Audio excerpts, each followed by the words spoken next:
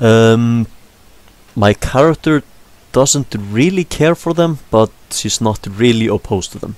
She is technically a part of evil. She's born into evil, but she's born in the Seers Nation and as a part of evil, but abandoned that life. But it was because of the Seers Nation and their outlook rather than the corporations. So she doesn't particularly like them, but she doesn't really hate them either. So no strong feelings one way or the other? Yeah, more or less. Oh, very neutral of you. Thank you. Ronnie, what is your character's attitude towards the megacorporations? Sadly enough, the same. Character does not have strong feelings of hate or of happiness about them, but as long as he can exploit them for his end goal, he is okay with them. Alright, Zatni? Indifferent. Didn't have much contact to those megacorps yet, so I don't care. Alright. Seems about right. There's very limited megacorp presence in Iceland anyway. There's really only one megacorp with any considerable presence. Yeah, and it's not really a megacorp per se. Well, yes, the Sederkrop has... Yeah, Sederkrop, yeah, true enough. Is it a mini-corp? Yeah, Östur Code is a mini-corp. It's an A-rated corporation. Very limited international reach. Nice. However, in Iceland, they are the law. Just like Judge Dredd. Pretty much. Next question. How does your character feel about dragons, Cal? I do not like them. Ronnie? Again, the same stance as with corporations. Again, if he can use dragons to achieve goals, then he could be okay with that. Zatni? I'm kind of fascinated by these creatures, but I'm cautious. A wise attitude. Alright, so we span... Whoa! We just rolled 1,000,000 dice. I did. Ah, yeah. And not 1,000,000, 100 I believe. Yeah. Yeah, that's about the average roll for a dragon, I believe. Probably. Did you kill it? No, you died. Oh no! We lost Cal! Alright, another question. How comfortable is your character with taking a life, Cal? I am completely fine with it. Ronnie? The question should be with 100 lives. Perfectly okay with that. Zatni? I still have to find out. Ah. A virgin. Let's keep one thing clear. I am completely fine with it as long as it serves a purpose. I will not kill someone in the street just for the hell of it. But if the mission requires it, then I'm fine with it. I have no problem with that. Yeah, the example is, say there's a low-level security guard guarding the lobby of your building. Killing him will ensure that there are no witnesses left behind, but he poses no real threat to you. How would you handle him? Cal? Stick and shock. Ronnie? How many persons are in the building? Only you and that old security guard. About Blow 50, bit fat. Blow up the building and 5 buildings around it to make sure that the target is down. Alright, Zatni? Done him. Alright, speaking of blowing things up, I was in the mall today and I actually saw a guy. I saw a guy with a pink mohawk. I shit you not. Nice. Well, I saw pictures of Reykjavík in a presentation, and I saw guys in blue. Well, it was punk style thingy. That was quite awesome. But pink mohawk is better. Alright, next question. How would you describe your character's political affiliations, Cal? Neo-anarchist, all the way. Ronnie? Fuck the system. A strong tendency to military structure, government stuff. So fairly lawful. No, not lawful, but Disciplined. yeah, disciplined. Yeah, that's the word I was looking for. So he would be likely to respect, let's say, a sentence handed out by a judge. No, but if the judge were a military judge, then he would respect it more. Alright, so an order from a superior officer. Yeah, yes. Zatni? Anti-authoritarian. What? Alright. That's awesome. What? Well, you don't kill people, but you. Yeah, it's a strange mix, but yeah. Yeah, fight fine. for the little man. Exactly. Yeah.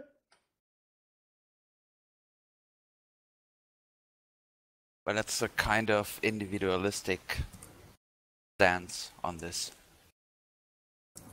Seems legit. Very Shadowrun. Almost neo-anarchist. Almost, but not yet. Not quite. Alright, next question. How would you describe your character's religious beliefs, Cal? Atheist, but open to the idea, but not religious herself. Ronnie? Total atheist. Zatni? Magic is my religion. So you're a Satanist. No, Oh. there's much more than just... Ort is playing a Satanist in our other group.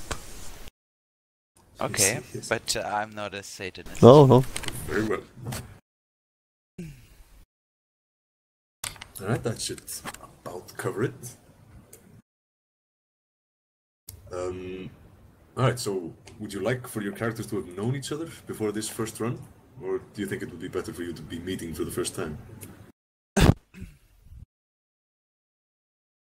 First time should be interesting, no? I lean towards that as well. Yes. Alright, let's go for that. Just a second, guys. I am going to get some more coffee. I'll be right back. Yeah, can I also get a quick drink? Of course. Same here. AFK?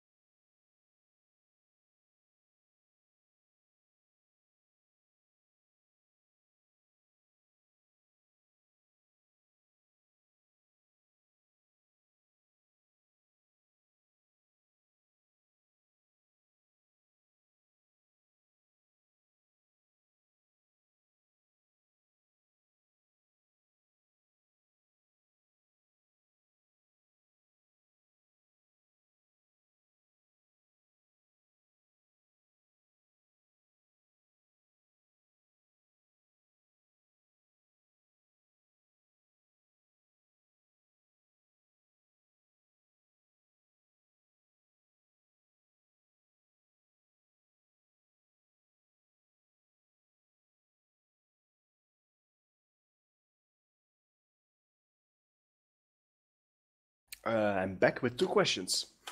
Bring it. How do we address you?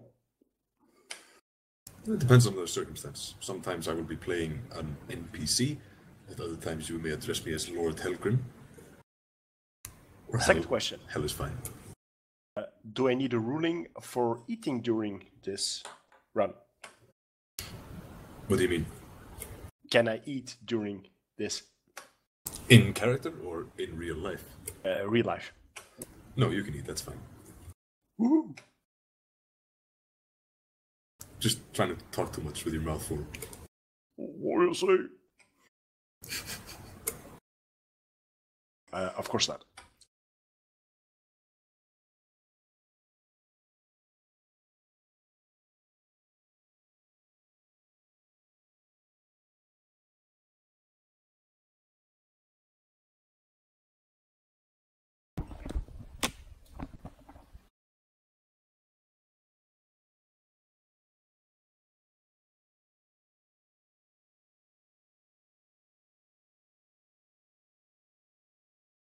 Welcome back.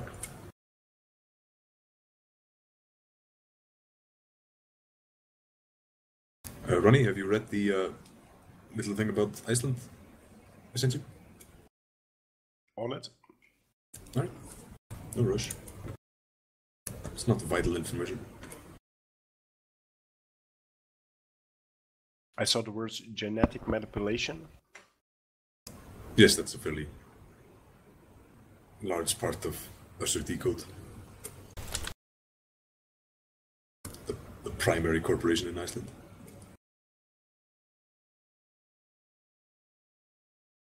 Based on 2 real companies.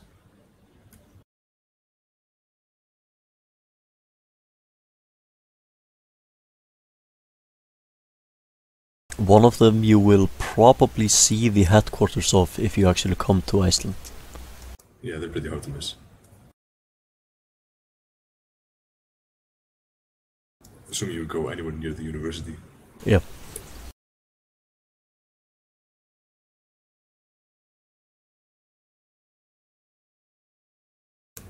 Tveir í bóti. Hvað, karakterinn minn?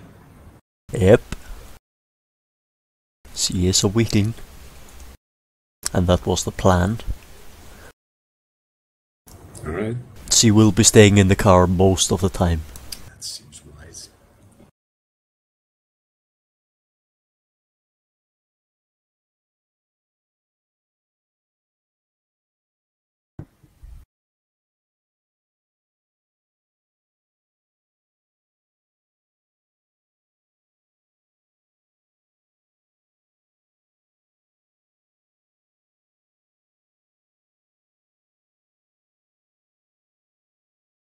I believe I will be rolling 21 dice on my gunnery checks.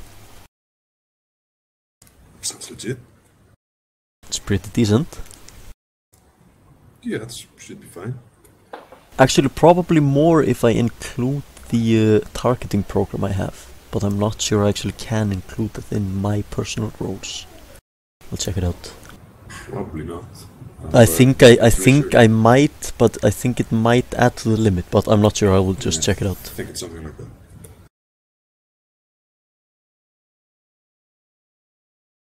But either way, 21 is plenty. Yeah, it should be enough. What sort of weapons do you have mounted to that beast? 1 Ares Alpha. Ah, I see. It's right there. Oh, of course, heavy weapon mounts are not standard.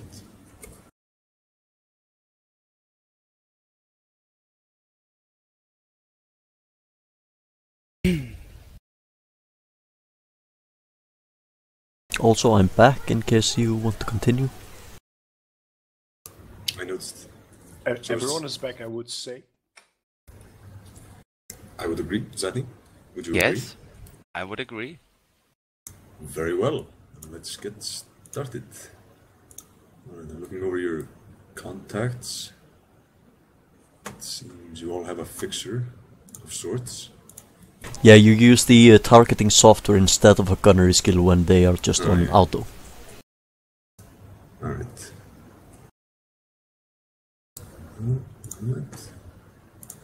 Also, you can use weapon mounts on effectively anything. You can basically put a weapon mount on a table if you like. Oh yeah, I knew. That's fantastic. Well, not if it's an IKEA table. Never mind.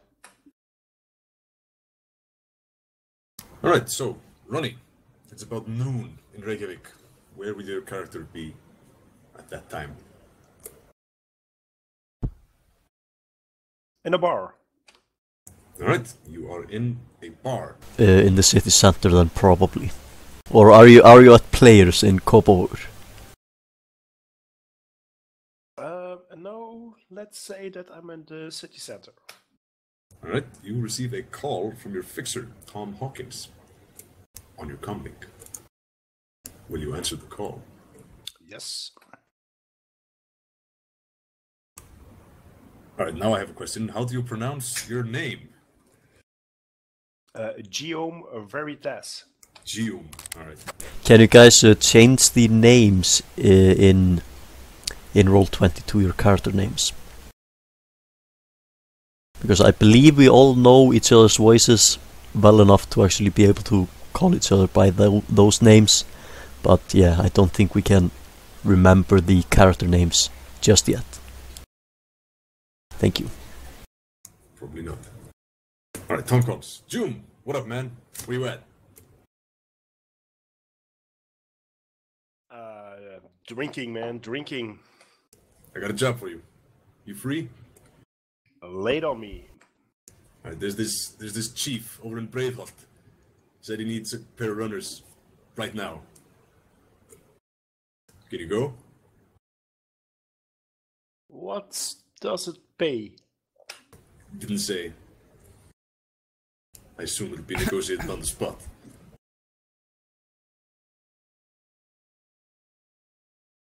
Can you tell me a bit more about that guy? Not really. All he told me is that, well, he put the word out that he's looking for a team of runners. Don't really know much about it. Yeah, count me in. Alright, 1 o'clock. It's at the old sports center in Breiðholt.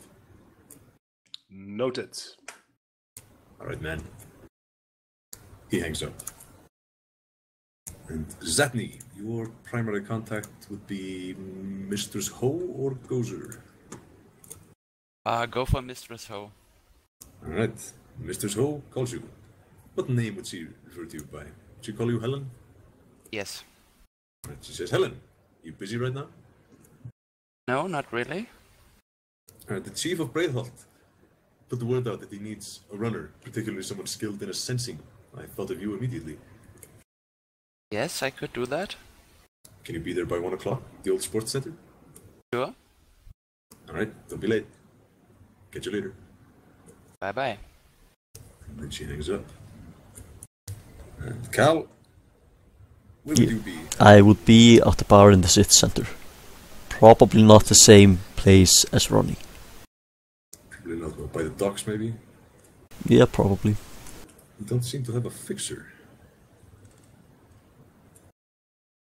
No, I am probably more or less without contact in Reykjavík since I am currently just new to the town and just stuck, effectively.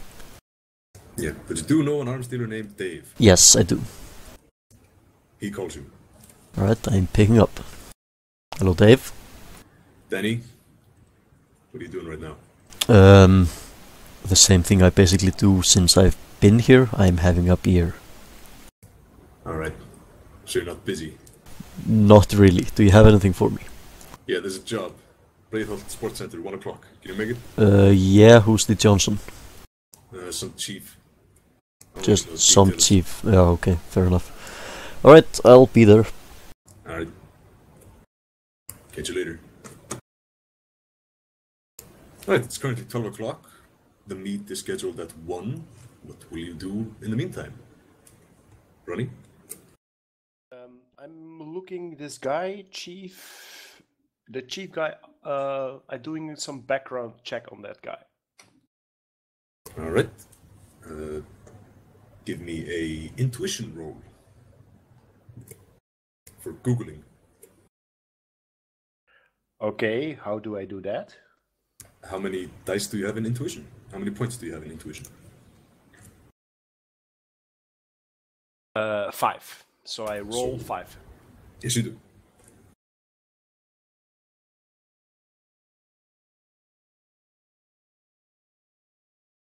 One success. You find out very limited information on him. You find out that the chief of Breiðholt, which is the head of the local branch of the Norse pagan church, is called Johan Gunnlaugsson. You find an old picture of him where he looks like a very muscular version of a biker. He's very tall, covered in Norse pagan tattoos. But it's a very old picture of him, about 10 years old, so we have no idea what he looks like today. Okay. Zatni? I want to be on time, but I also want to be early and check out the scenery at the meeting point. Alright, so you would show up early.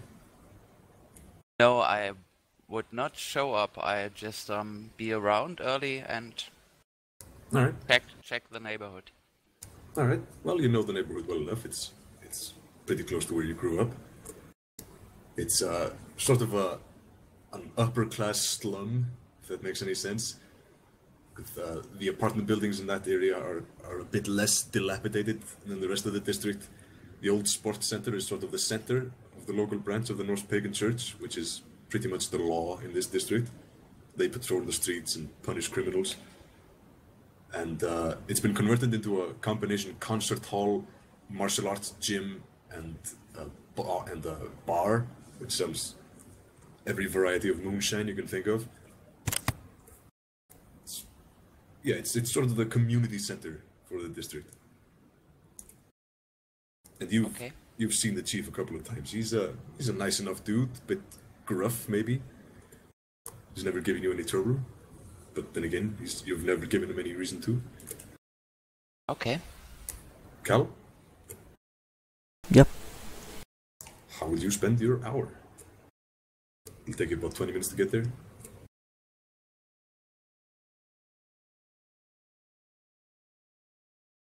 $30 if you don't want to drive. If I don't want to drive, so you're saying it will take me 30 minutes to walk? No, there's public transportation. Ah, okay. I'm going to finish my beer. Did he say it was the chief in Breitholt, or just a chief in Breitholt? He said some chief. Alright. Dave is not very familiar with local politics. Alright, so I wouldn't really know what to even think of. Alright, never mind. Definitely. Alright, I assume I know the place. Yeah, it's on Grid Guide, more or less. Alright, then I will be on time, but I will finish my beer first. Alright. So all of you show up on time, I assume, unless you intend to be late, Ronni. No, I will be on time. Alright.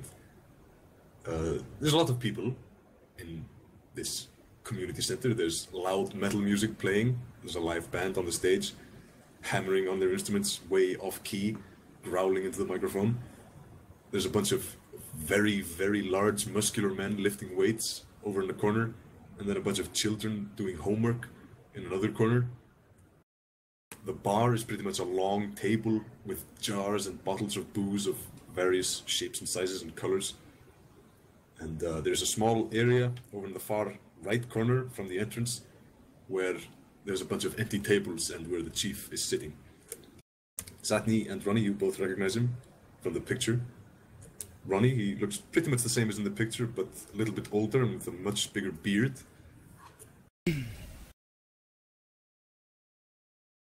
He is the one you're there to meet.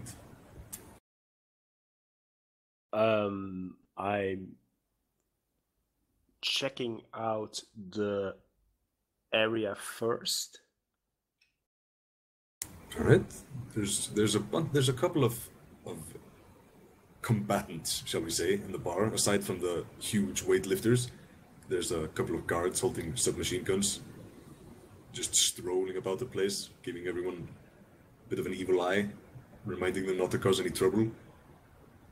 But aside from that, there's not a lot of security. Okay, then I slowly make my way to the table and sit down. Alright, how overtly are you armed? Are you wearing your pistols on your sleeves, or do you leave most of your weapons in your car? My sidearms are concealed below my jacket. Alright, any obvious grenades? Not obvious, but I have them on me.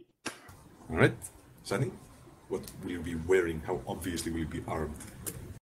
I just have one gun, and I'm wearing it openly on my belt. Alright, that's usually fine in this neighborhood. Pretty much everyone carries a gun. And I'm also slowly going to the table. Alright. Cal? I would have one gun on me, which would be my machine pistol. Alright. But I'm also wearing my my cyber arm, which could be considered a weapon, if people are so inclined. Yeah. Pretty much nobody pretty much everyone in Iceland understands cyberware enough to know that it's a weapon. But nobody seems to be making a fuss about it. So as you approach the table, the chief looks up and notices you approaching. You all arrive at pretty much exactly the same time. Quick question, do I know who he is? No idea. Are you sure? Because I have both politics and religion as knowledge skills. Well, which is higher? Both at 9. Alright, is it just generic politics or... generic politics and generic religion. Yeah, well, roll religion then. Yeah, same dice pool, so... Yeah, alright, so 3 successes. No, you've never heard of this guy. Alright. He's a very low-ranking, well, very insignificant person in the grand scheme of things. Yeah. Alright. It's not exactly the Ayatollah of Iran or something. Fair enough. But yeah, Zatni, you're pretty much the only one who's ever heard of this guy. He notices you as you approach and rises and sends a couple of his guards towards you. 2 guys wearing submachine guns on slings approach you and signal for you to halt before you approach him. Will you stop? Yes, and I nod to them. Ronni? Yeah, I stop. Alright. They approach you and say, "We don't want any trouble. I'm not going to search you for guns, but if you pull them out, we'll kill you in 3 seconds. Is that clear?" I nod again.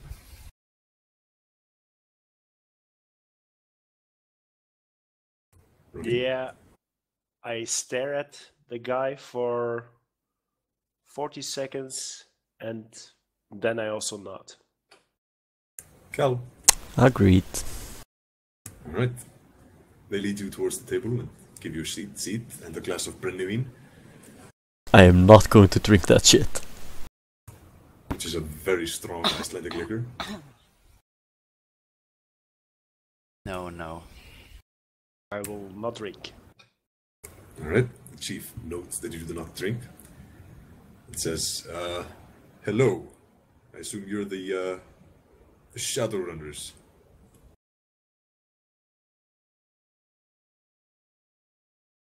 He waits for a response. Keep on assuming. Okay, Yes. well, I'm not very used to these things. Usually I just use my own people, but extraordinary circumstances and all that. I have a question. Yes? Can I use magic without him noticing it? So if I want to find out if he's talking the truth? Yes, it's possible to cast a spell without him noticing it, but this close up it would be difficult. What are you The thinking about threshold casting?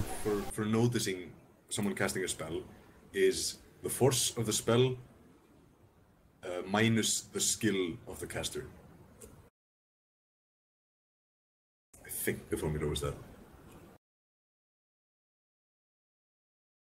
So if you cast a force 6 spell and you have a skill of 4 in the casting, then the threshold for him to notice it is 2.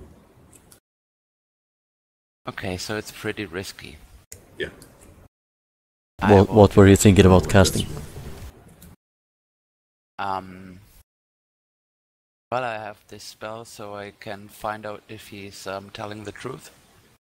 Alright. But I'm not gonna do it.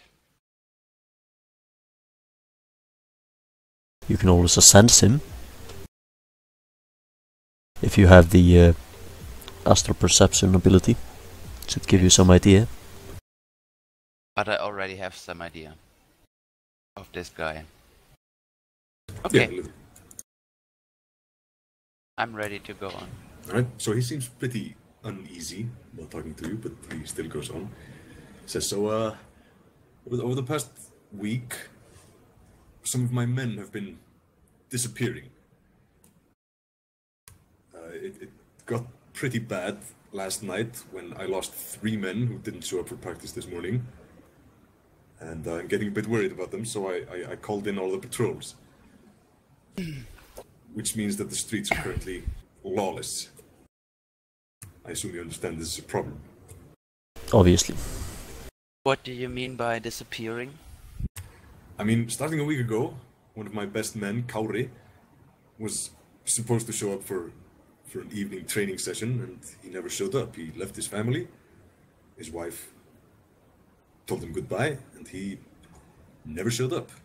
Disappeared on the way. So on the way from his home to practice. Yes. Practicing what? Weightlifting. Obviously. Yes. We like to stay big. Alright, are there any people wrestling in there? As in Glíma? Not right now. Alright. They have the appropriate gear. This is a martial arts gym. Among other things. A couple of the huge, muscle-bound guys are dropping their weights and moving towards the dojo. So what you're saying is you lost control about your neighborhood and you want us to find out what happened? Well, I wouldn't put it exactly like that, but yes, more or less. I have my suspicions as to what's going on. There was a break-in at Usher Decode about a week ago, the day before the disappearances started. I assume they have something to do with it. They usually do when something goes wrong in the slums. But I can't risk any of my men. So, if you can find out what happened to my men, and hopefully find my men, then I'm willing to pay you money for it. How much? 5,000 million. Don't be silly. I'm not a very rich man, but Well, I can scrape together 5,000 million per head. If I look around and see how many goons you have here, I would say that 5,000 UN is an insult to ask such a question. These goons are all volunteers, loyal members of the church, helping to patrol the neighborhood to make it safe. Any money I have goes to community work. I can scrape together 15,000 million for 5 runners, or 3 runners. Does the church not get donations? In the slums? Not much, no. Well, 5,000 will not do it for me. Very well. Does anyone want to roll negotiation? No. Zatni? I can do that, yes. I only have 2 dice, so I would be more likely to glitch than anything else. Yeah, that's not good.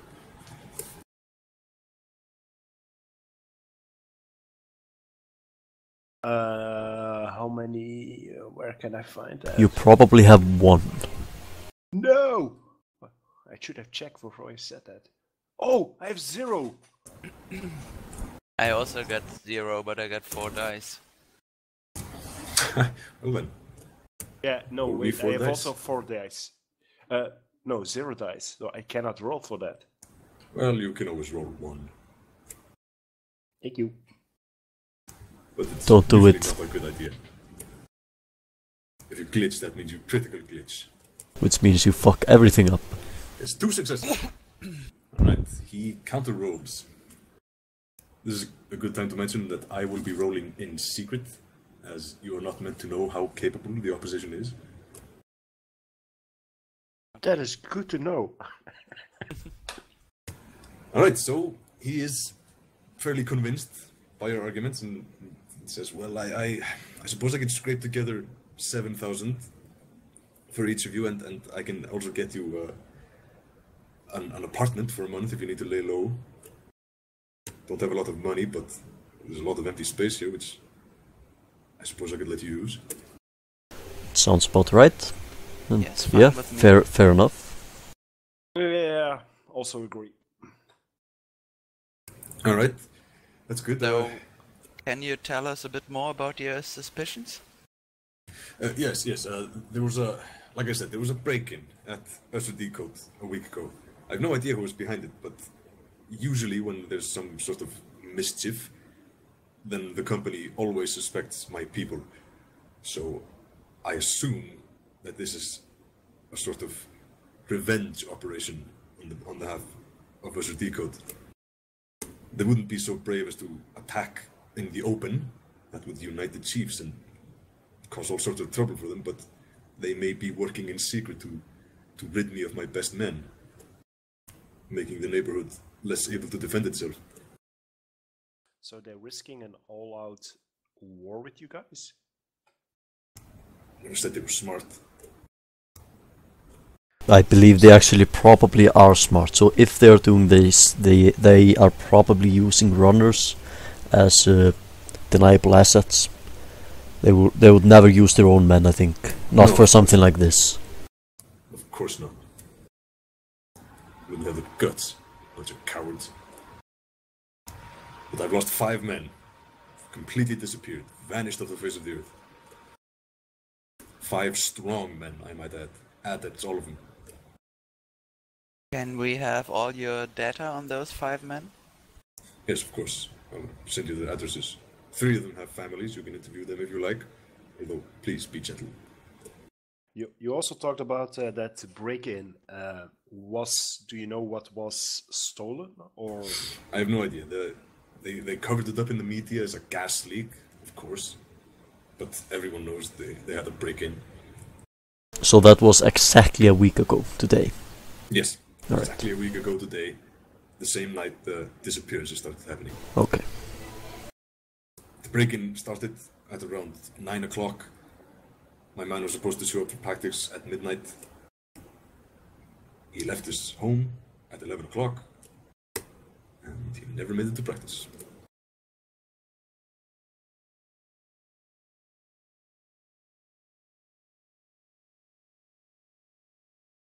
Alright. Yeah, I would like to know what happened to my men. I would like to find them, if at all possible. We can resolve this situation, and I will pay you 7,000 nuyen and 1 month of, 1 month of low lifestyle, essentially. Okay then. we will look into this matter and Thank you. So, the sooner you can get it done, the better. Alright.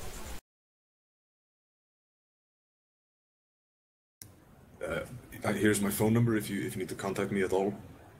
I should be available. Okay. In case we run into any trouble while doing this, I mean, if we actually, let's say they have a squad of some people, let's assume runners, running around the slums, actually killing people, can we call you for backup once we find them, if that is the case? If that's the case, then yes, my men will Okay. arrive in force. Okay, that's good to know. If you're certain that those are all of them. Well, Yeah. If you see an actual Usher Decode force operating at large in my district, then yes, I will stomp on them. They can't do that if I don't know where they are. Obviously. Alright, I think that's all the information we need. Guys, do you have any more questions? nope. No, let's go for a walk. Alright, then I will drink my shot and go and, do a bit of drunk driving, I assume.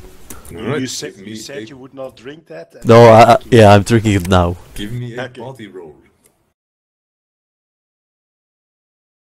That I can do. Barely. 1 success. Well then, you're not quite drunk yet. I can probably drive a lot better than these guys, even if I'm very drunk. That's probably true. So, do you guys have a car? No, I don't have a car.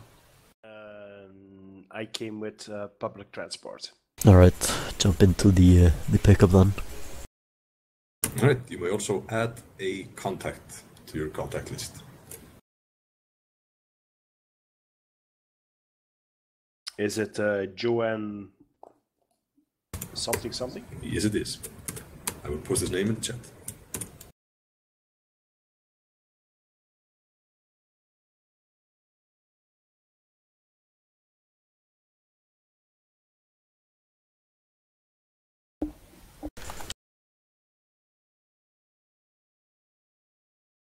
And what would you list him as?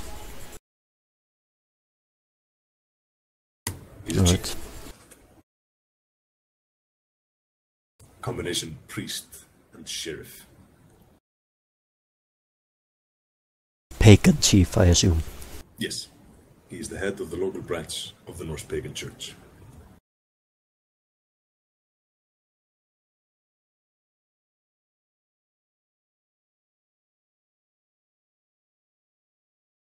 Okay, so where do you guys want to start? By the way, I'm Dani. Helen. Gioom. Let's drive around a bit and talk it out. Alright. Well, alright, I'm just gonna start driving around a bit. Alright, first things first, I think we should get a bit acquainted and get an idea of what the other people's capabilities are and what we can rely on them to do. Just as a heads up, so we know what we can handle and what we can do. I am a decker, that is a hacker and a rigger primarily. I cannot go into combat myself, but I have a car for that. Well, I am a gunslinger with some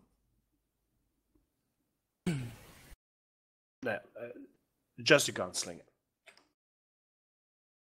You sling guns. Yes. So you hit people with them, or do you have them on a rope? Are you insulting me?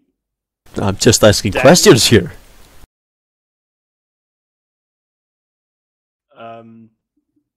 Well, my advice is I know what you mean.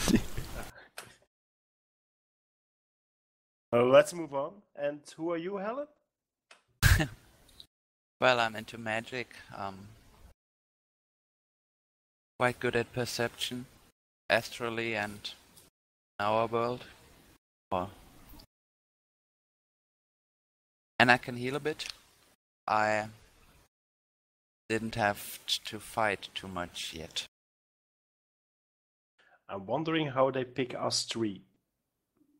Well, I did not say I'm useless in combat. I just said I don't go into combat myself. I have a car for it. I can dish out plenty of death and mayhem, but I just don't do it with my physical body.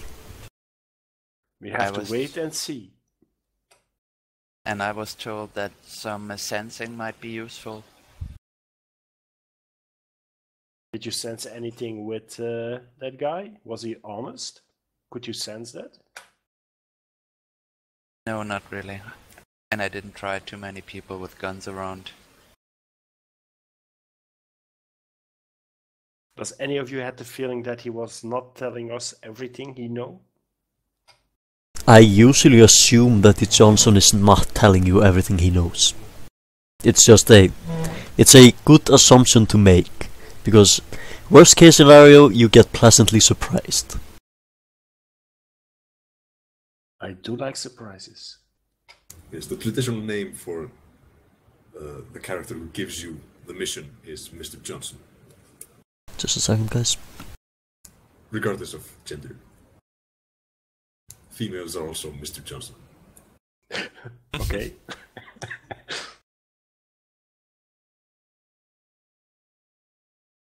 So, what should be our first step? I would say, should we first get some more intel on that organization, and then scout out the break-in? Maybe we could split up and cover more ground like that.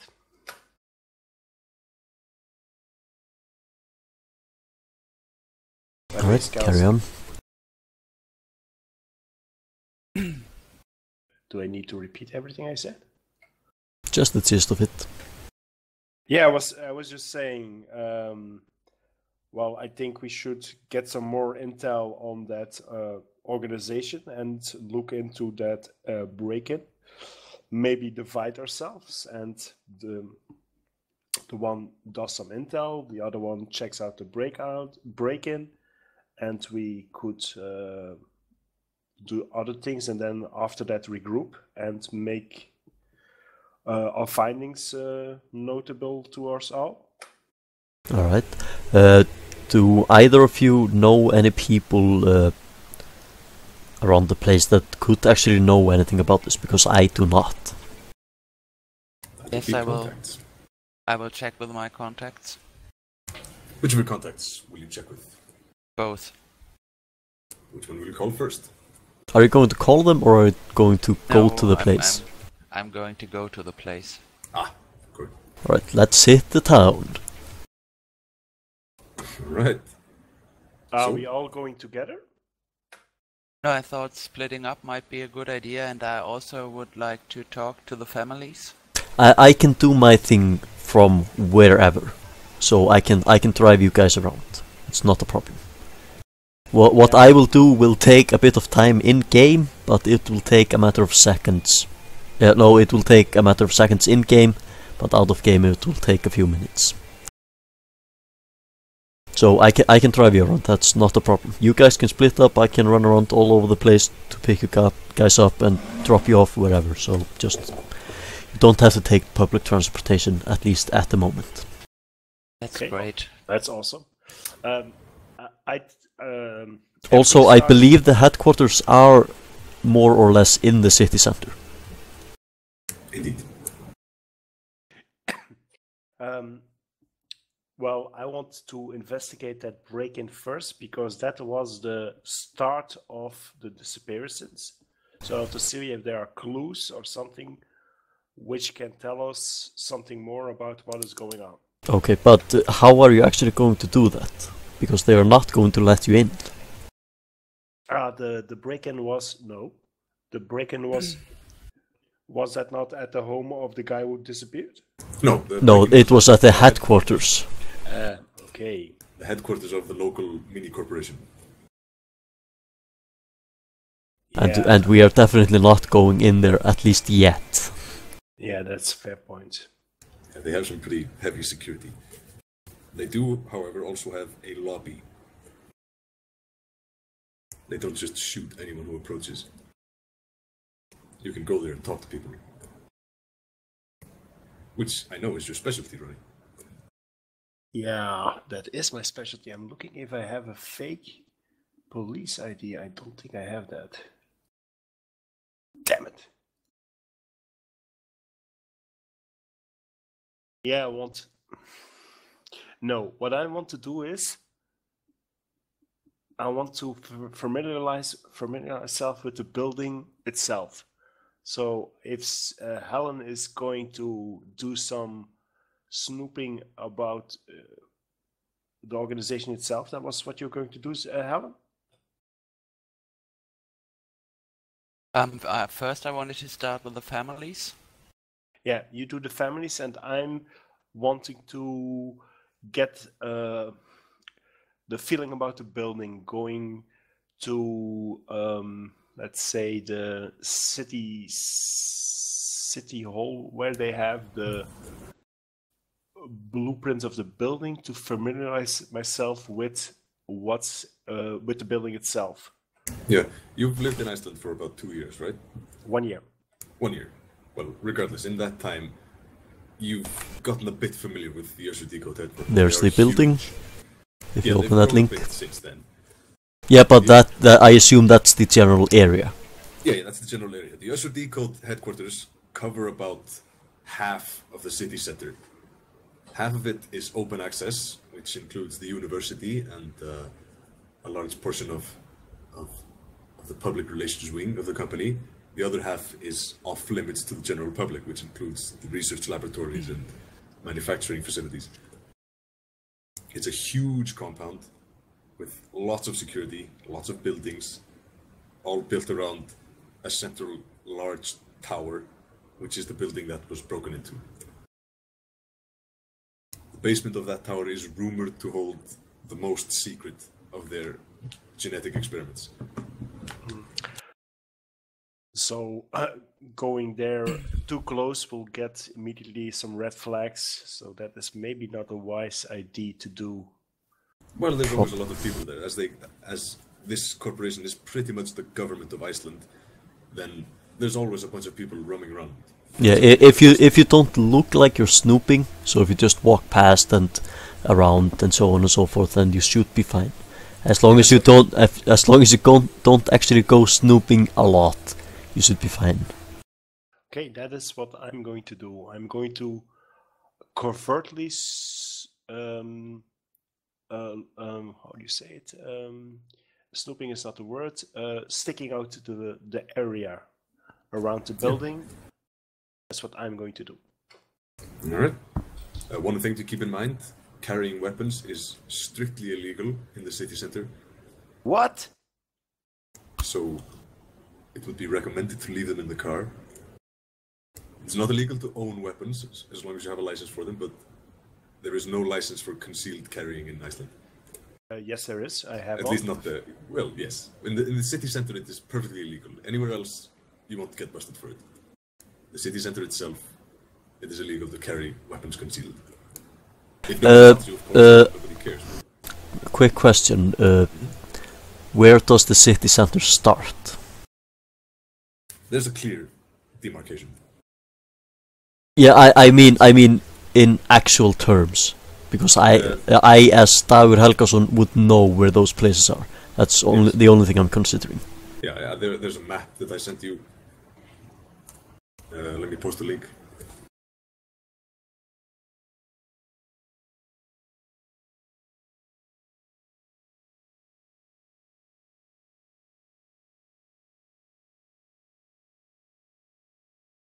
There you go.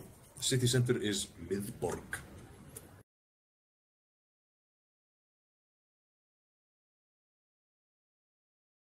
Okay, so divided by Snorrabraut and so on. Yeah. Alright. Round about there. Okay.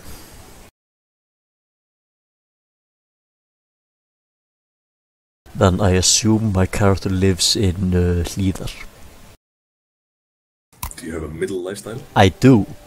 Then you would assume correctly. Because I do not like the public grid. No, the public grid sucks ass. I just realized it a few days ago that Daggers actually kind of need a lifestyle above low. Grid job easier. Yeah, but that will probably or possibly give you a Overwatch score. So if you're running a bit and can actually afford 3,000 extra nuyen per month, then you should definitely go for a middle lifestyle. Yeah, that's true. But yeah, you live somewhere in Hlíðar. Do you all see the map? Yes. Yes.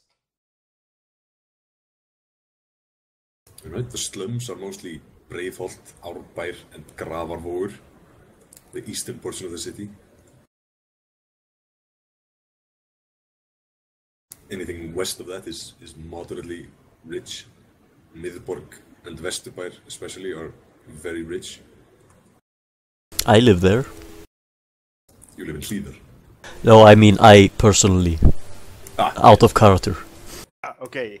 I was thinking. Present day Reykjavík, it's not quite that stark, but Oh, yeah. Reykjavík, there's a very clear demarcation between Miðborg and the rest of the city. Are there checkpoints or are there just... Yes, there are checkpoints okay. to get into Miðborg. They are automatic, however, and... Yeah, okay, so they're basically just scan gates or something like it. Yes. So leaving your guns in the car would also pose a problem. Well, they'll be picked up, and you will go on a watch list, and they will monitor your car for the remainder of your journey, but they won't destroy you on the spot. So Dani could drop me off 800 meters for such a checkpoint, so I can leave my grenades. I leave everything in the car. Yes. Do I have any place to actually store the stuff in the car so I can actually get through the checkpoints? No. Okay, then I will be Well, stopped. yeah, do you have some sort of smuggling compartment? I would if I were actually allowed to use anything other than the core book. Well, then no. This is a car you bought locally, so... Yeah, there okay, wasn't time to okay. get any smuggling. Alright, fair enough. But, quick question, will I be allowed to use those rules later on to add stuff to my car? Probably. Okay. Then I will offer the guys the accommodations of my home, which are approximately within 1 kilometer of the edge of the city center. So we can make our temporary headquarters there. No. You can store your stuff there for now. Because I do not want the cops on my place. Because we have a Shadowrunning headquarters there. But for now, you can leave your stuff there. Okay. Right. Reluctantly agree. Alright, so Ronnie, you're gonna go take a walk around the Usher Decode facilities, and Helen, you're gonna go hit the bar. Without cops. Yes, I will. Alright. Well, we'll start with Helen. The bar is in Breiðholt, I assume? Yes. Alright, well, you walk in, it's fairly quiet, it's early in the day, it's about 1:30, maybe 2 o'clock. About 3 customers sitting at the bar, posers sitting at the table near the door, not really paying very much attention. I move up to him and greet him. He says, "Hey, Helen, what's up?" Hi, let's go for a walk. Alright, I don't really need to be here, there's no customers anyway. Boza, tell me, have you heard about the disappearances? The disappearances? Yes, church people have been maybe abducted or something like that. Really? No, I hadn't heard about that. Must be keeping Alright. it tight. So, if you happen to hear something about it, can you give me a call? Yeah, of course. That's Does it have great. anything to do with that break-in? Why would you mention this? Well, it just seems a bit odd. Church people disappearing after a break-in and there's a decode. And do you know anything about it? Well, I wouldn't exactly say no, but I can tell you that there was a bunch of Shadowrunners hired to bust up the headquarters, and they never came out. That's the word on the street, anyway. Okay. Thanks, that helps. Or Yeah, not. no worries. You involved with that somehow? What? Are you involved with this disappearance somehow? Well, I'm asked to investigate. Alright, just be careful out there. Those church guys are pretty strong dudes. Yeah. If they're disappearing, then whatever's taking them is serious business. I think I got some help. Alright, that's good. You should get somebody to watch your back. I hope so. You've seen the way those church guys get when they're drunk. They can throw some punches. Yeah, I'm not into this, you know this. Alright. Take care. Quick question, what time of the year is it at the moment? It's about fall, September-ish. Let's say the 29th of December. Okay, so if we keep this campaign running, and we actually manage to get like 4 or 5 months on in-game, that is, we might actually go to a Thorblot. Yes. That would be really interesting. Yes, you might. I sure as hell hope we will manage that. Try to stay alive. I will. Because if you all die, then I might pick a new city. Well, I have 5 edge. That should do it. Can you pick Hawaii next time? I might. Alright, so Bowser doesn't know anything about the disappearances, but he knows that the break-in was a Shadowrun, which probably didn't go very well, so the Shadowrunners never came out. And I want to talk to Mistress Ho next. Alright, Mr. Ho is not currently tending the bar. One of her help is at the bar. I go to her room and knock on the door. After about 3 minutes, she emerges. She says, Helen, what's up? Can I come in? Yeah, come in, of course. I gotta tell you, I could use your help. I'm asked to investigate disappearances of church people. And now I want to know, have you heard anything about it? Well, I don't really know anything about the disappearances, but the wife of one of the church guys has been in here a lot lately. Okay. Started coming in on Tuesday. Drinking a lot, crying her eyes out. I assumed something had happened, but I didn't really ask her.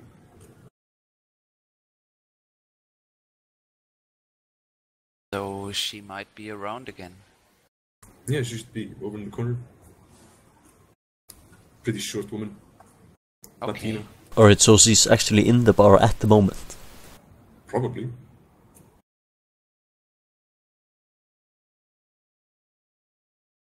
Okay, I go talk to her later, but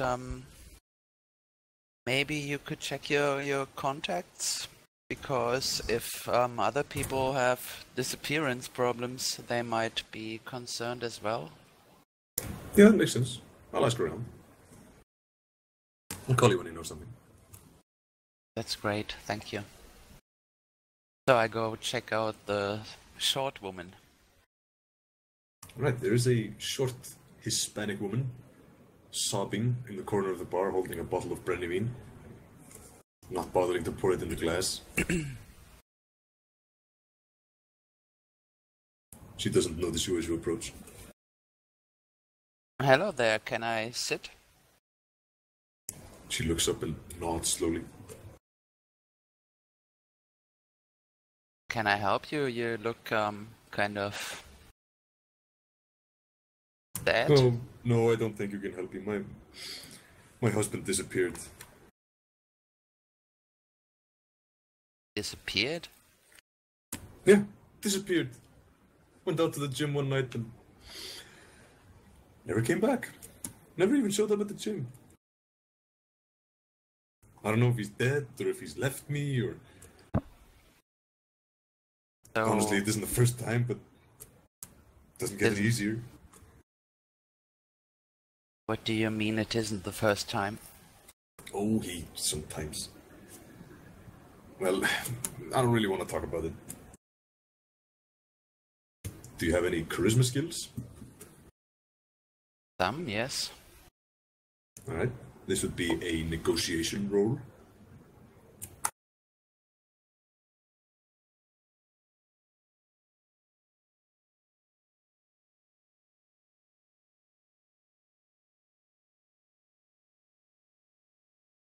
Two hits.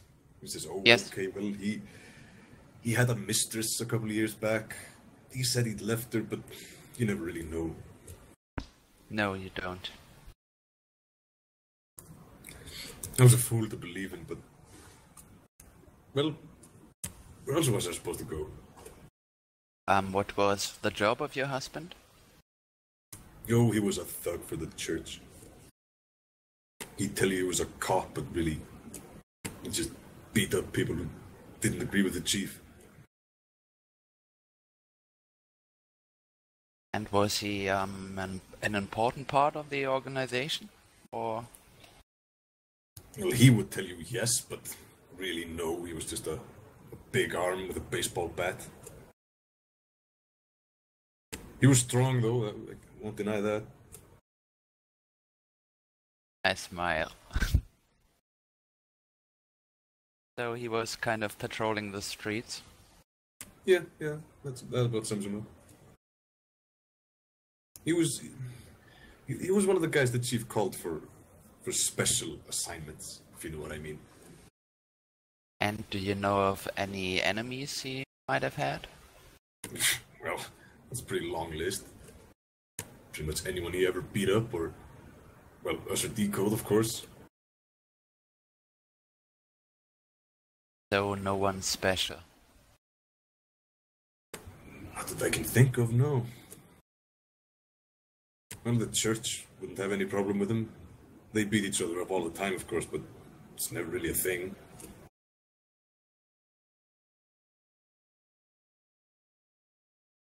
Helen, thanks for your time and my best wishes.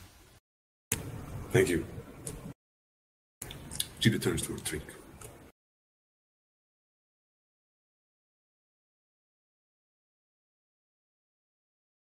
I'm leaving. Alright, Ronnie? You were dropped off by Cal near the city center, I believe. Yeah, I'm walking around and looking for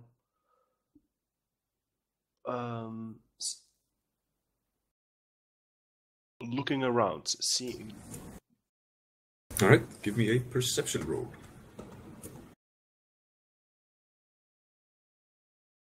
It will be in your skills.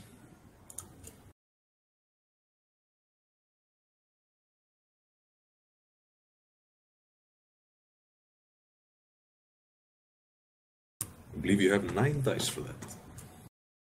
Rolling. With 5 successes, yeah, that's pretty good. You notice a couple of things just walking around the SRD code compound. Number 1, there does not seem to be very many students about. There's nobody sitting on the steps smoking weed. There's no people running about looking like they're late for something. A bit empty. Also, there's a lot more security. There's a bunch of guys with assault rifles patrolling, talking on the radio, subvocally, drones swarming the air. They seem to be on high alert. Can I pick, because they're talking, can I overhear them? Am I close enough to overhear them? No, they are using subvocal microphones. It's impossible to hear what they're saying. Okay. But they seem to be patrolling. They're not very agitated, but they're definitely a bit nervous.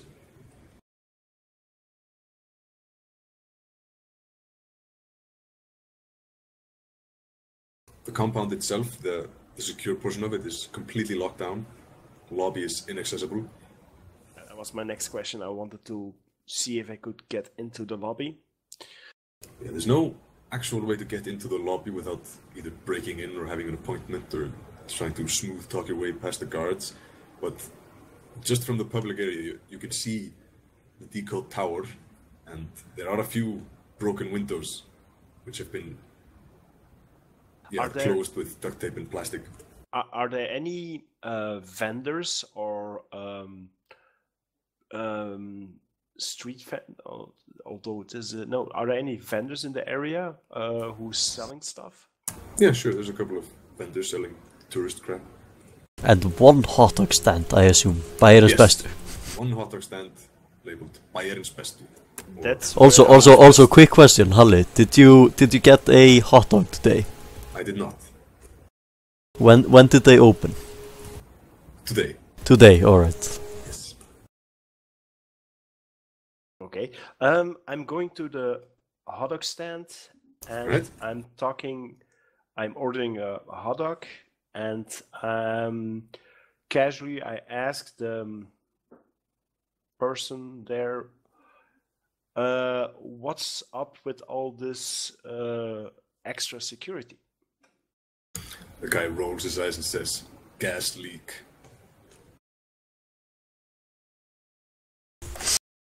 Gas leak? Yep.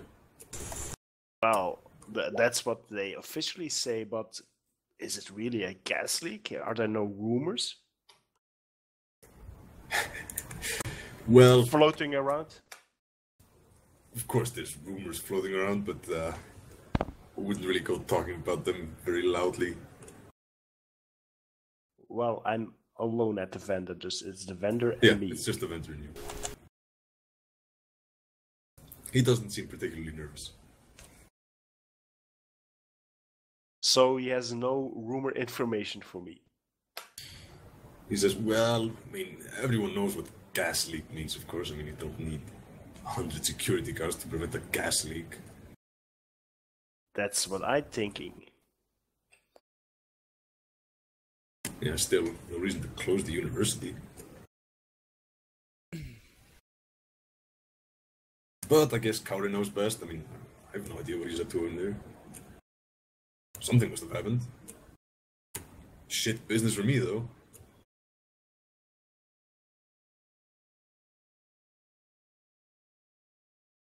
So the guy mentions that they've closed the university.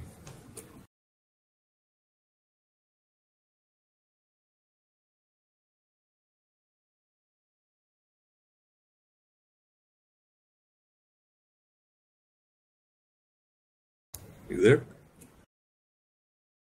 Can you hear me? Yes. Yes.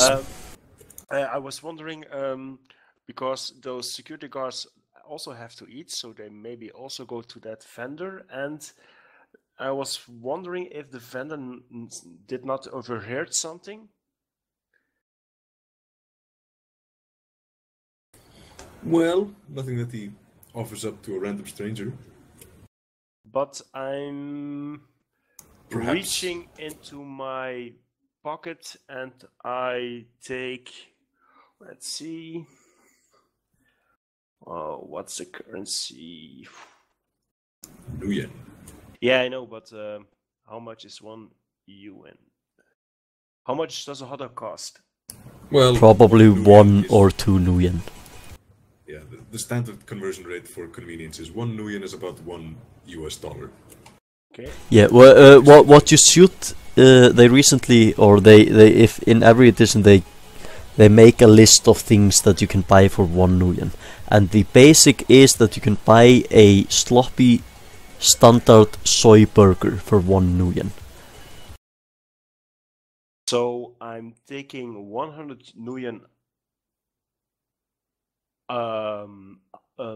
casually out of my wallet and order a second hot dog and some information.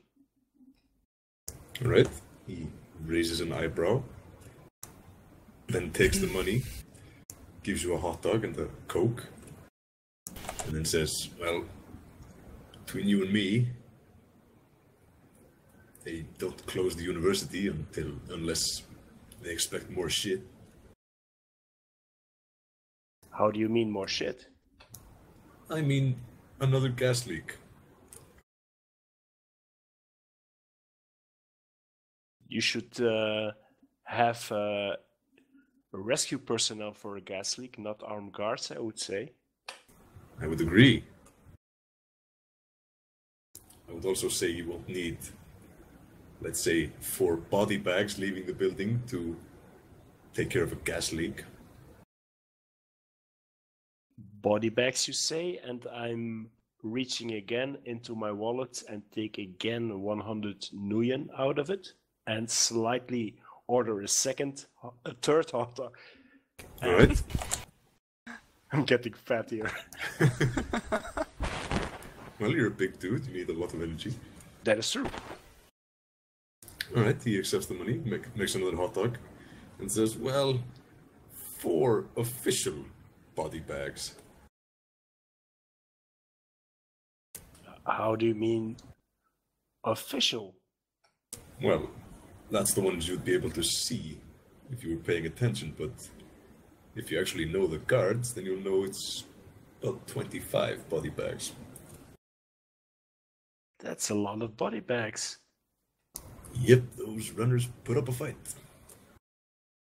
Runners, you say? Oh, I meant the gas leak. The gas leak put up a hell of a fight before they finally killed it.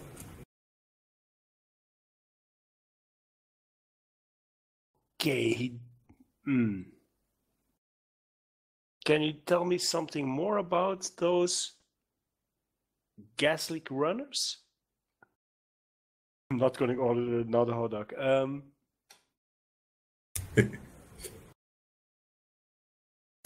Well, I don't really know who they were precisely, he says, and looks around a bit, seeing if there's any guards around.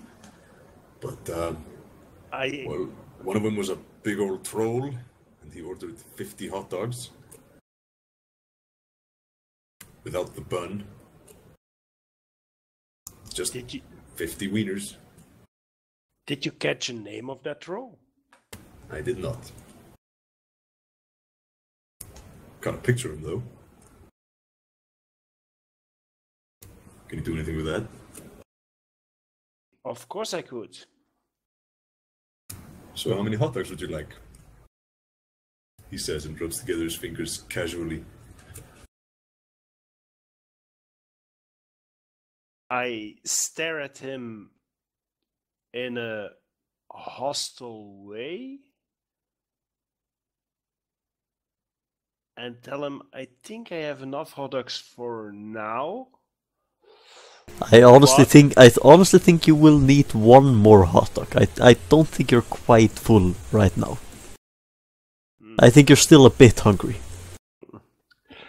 Yeah, then give just some friendly advice. Okay, I do the same as what I did with hot dog number 4. So Alright. I have to keep that down. That's for 5 hot dogs. So. Oh, I'm almost out of money, by the way. Good that I negotiate some more cash. Ronnie, did you mark your character as created at some point? No. Alright, because you get a certain amount of starting nuyen, depending on your lifestyle, so you're probably not almost out of money. Okay. So you probably have around 500 to 1000 more nuyen than you actually have written down at the moment. Then eating hot dogs and ordering hot dogs is no issue. No, not really. Also, these kind of costs, just keep an eye on them, just write them down somewhere, and we will take this out of the final pay. So, yeah, just keep an eye on it. Someone has to pay them at the start, but we will pay them back at the end of the run. Yeah, these are mission expenses. Yeah, exactly. Doing that now. Alright, so he surreptitiously slides you a picture of the troll who ordered the hot dog, i.e. he emails you it with an attachment. He throws you an arrow, to be precise. Yes, in Matrix terminology. And he gives you another hot dog. Which I eat. He also has a name tag. It says, you may add him as a contact, if you will. Yeah, that was my next question.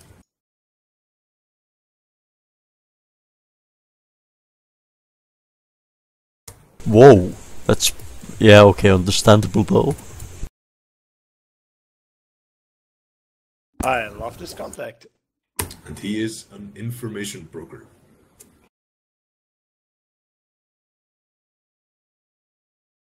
I would add, either as a note or as a secondary profession for him, a hot dog salesman. Just so you know what contact this is. That's a good idea.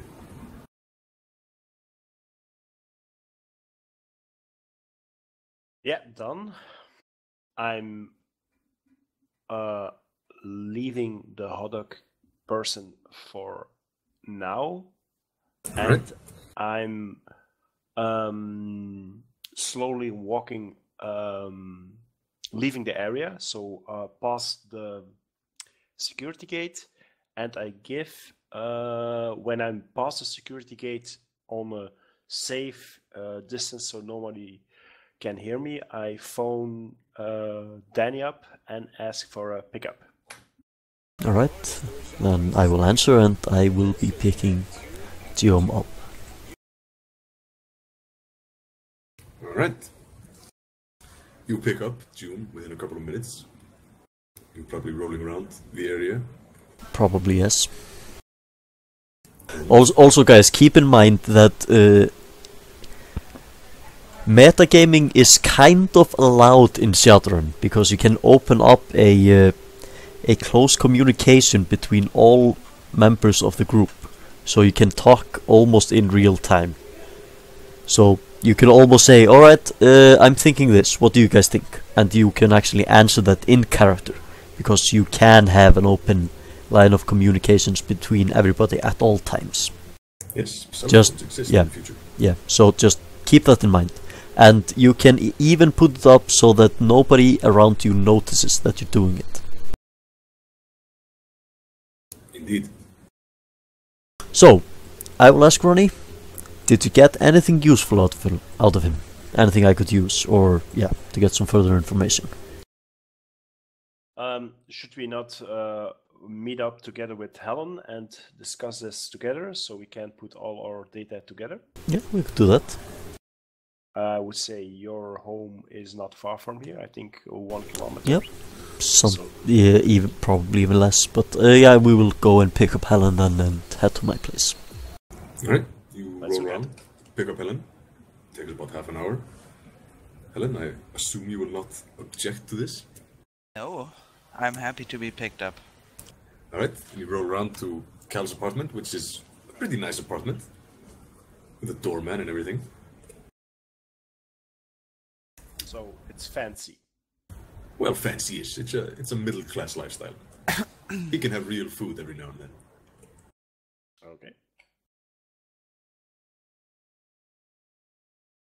So, will you share the picture of the troll?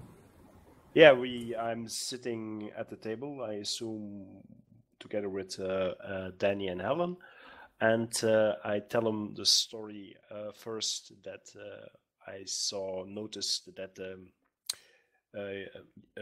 university was closed off. There was massive additional security, so the Catholic story is clearly a hoax. I tell them about I discovered something. I do not tell about my new contact. I just tell that I found out that there were not 4 bodies, but 25 bodies during an incident. Also that there is possible new player in the story, which is a troll, and which I have a picture of, and I'm showing that picture to Helen and Dani. I assume Helen grew up here, and ask Helen if she maybe knows who this troll is. Right, well, this troll is not unusually large for a troll. It looks sort of like a troll marathon runner with sawed-off horns and some sort of tribal tattoos on his face.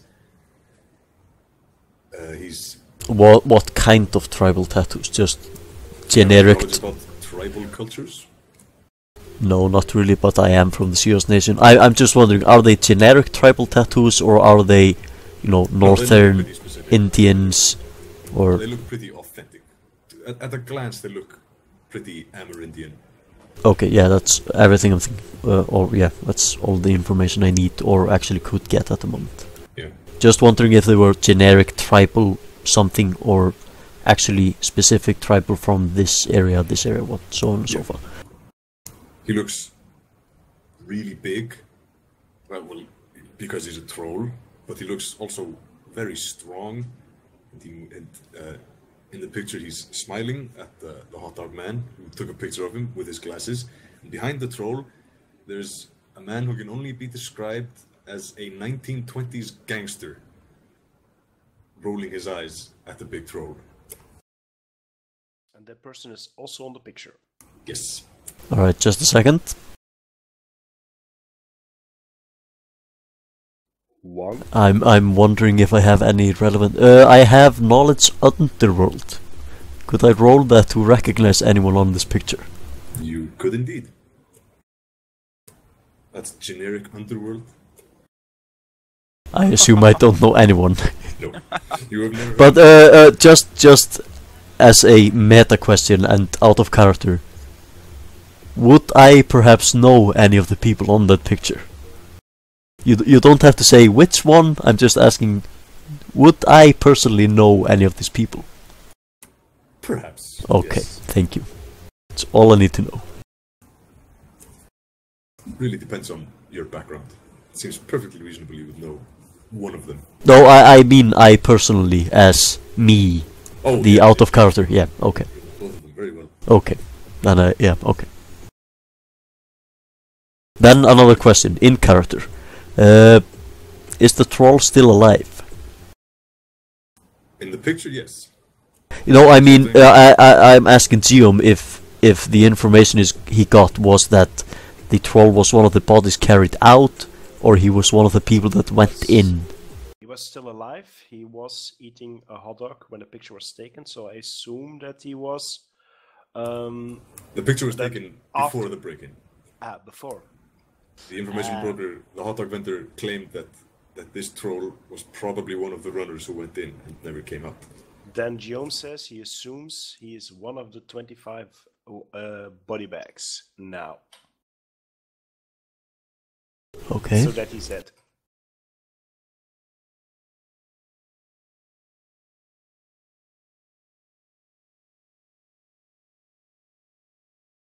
Alright, yeah, then I think if you guys don't have anything else to add, I will start digging on the matrix for some info.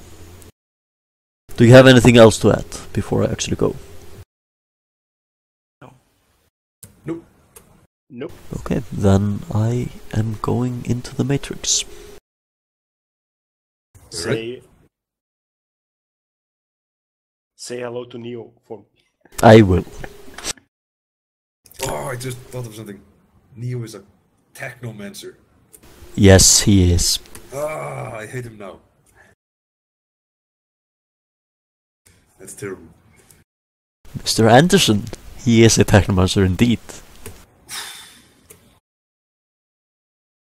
Well, Also, Halle, I just uploaded a cheat sheet folder into the Shadowrun folder we have on Dropbox. yeah, If you could, yeah, no, just it's a fantastic reference, especially for Matrix actions. Alright. I'll take a look. So what will you do in the Matrix? Simple computer search, or will you Yes, hack to start with, I am going for a simple computer search. I am going to lay down on the couch and turn into a vegetable. Right. That means go unconscious, kids. Yes. And I am going into hot sim. Because that's how I roll. Then Gioom is checking the fridge to see if there's something to drink. Perfect time. I'm There- still staring at the picture of the troll. Okay, there is beer in the fridge and one bottle of rum. And a couple of yogurts. Oh, actually, skyr. Alright. Gioom takes a beer and asks Helen if she also wants to have something. I'm shaking my head. Right, Helen, you do not recognize the troll, but do you have any sort of knowledge skill in terms of, let's say, Trolls? No. well, no, not trolls, but let's say tribal culture? Nothing No. like it. No. No, nothing relevant to this. Right? Japanese troll. No, he's not Japanese, although he looks a bit native. Looks kind of Amerindian.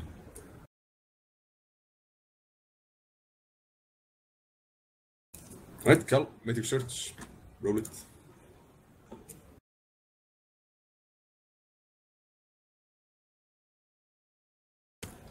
Alright, I am limited to 8 in that, since I'm running the program thingy. That should do it. Well, you find out. You find a couple more pictures of this troll. I assume you've been looking up and looking into the troll. Yes, at the moment at least. Yes, you find a couple of other pictures of the troll and a few references to security camera footage of him in connection with a couple of suspected shadow runs. You confirm his identity as War Pig, a Shadowrunner originally from Seattle, who you know a little bit by reputation as a heavy hitter you bring in when you don't care about being quiet. Alright, The other one is a lot easier. The one who looks like a 1920s gangster. You don't know his name, but He used to be a smuggler for the mafia in Yukas, you believe. Current whereabouts unknown. Alright. So, yeah, I don't know his name. No, you don't know his name, but there's Right. a lot of pictures of him. Okay. He has a very distinctive style. Yeah, I know as much. Lots of people who've been victims of smuggling or shadow runs in general write blog posts and whatever about the man dressed like a 1920s gangster. I assume he has at least one obvious cyberarm. Yes, he does. Alright. Is he carrying a shotgun in some of the pictures? No, he is not. He's standing in Okay. front of the hot dog stand in the Oh yeah, okay, I just saw the wearing one. any armor or the either. Okay, He's wearing a skin-tight tank top. okay. Which color? Beige. Oh, beige. Okay. Alright, then I am going to do another matrix search for any info on the break-in. Alright, roll it.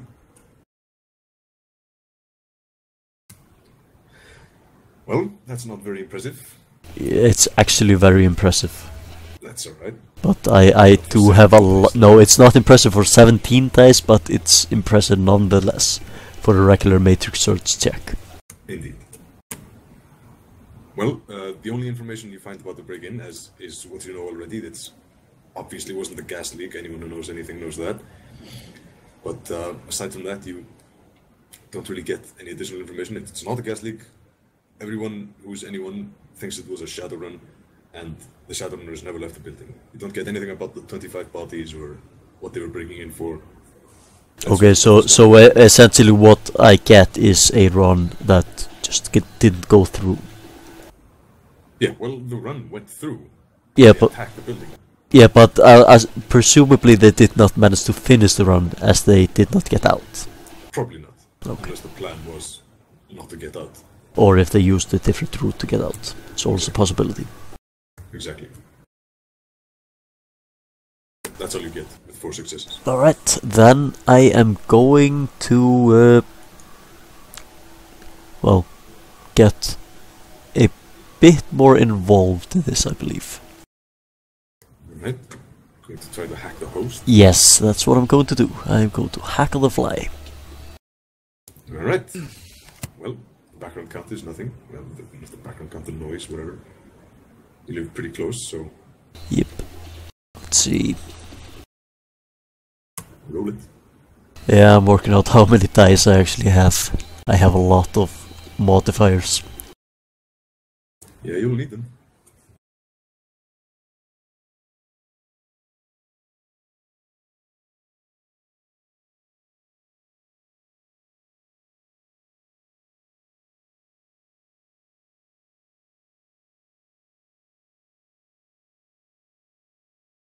But I am limited by either 6 or 8.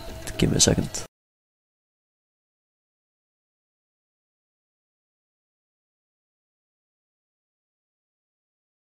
Yeah, limited by 6.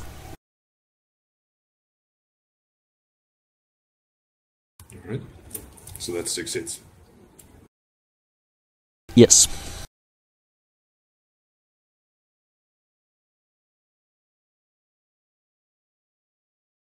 Alright, you fail to get a mark on the host. Alright, then I am turning off my deck. Alright. That is wise. I know. I forget what the limit of the Overwatch score was, but how many is this? 50 total you need? For convergence, it's 40. Yeah, alright. It actually says all of the stuff on the cheat sheet. Yeah. It says how much Overwatch you get and so on and so forth, how much a host has and so on and so forth. Yeah, no, there it is. Alright, Time to get into the host. okay, I am going to drive over to the building then Alright. and make a matrix perception check and see if there are any cameras or something in the area that could give me an idea of what happened. Alright. Yeah, roll the test. 6 successes, yeah. Yep. There are a couple cameras which might have seen what happened. They Alright. are all slave to the host, however. I can still hack them. This is true. Yeah, but they are still resisted by the host. Yes. Unless you get I- a direct connection. I Listen. would like to also go there Yeah, we tag along. and check out the place astrally. Excellent idea. And some of the people running around there. Well, most of them. Alright. You open your third eye and give me a sensing test. Ronnie, I assume you tag along as backup. Yep, with 2 beers now in me. Ouch.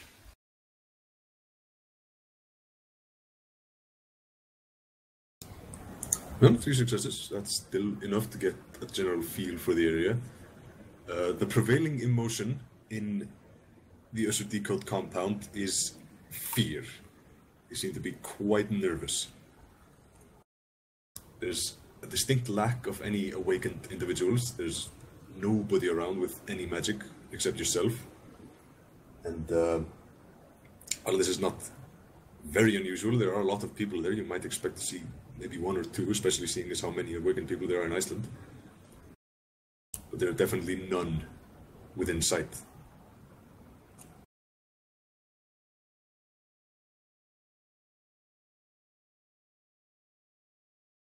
The security guards themselves are unawakened as well. Most of them have some sort of cyberware. You can see their essence having been a bit shredded.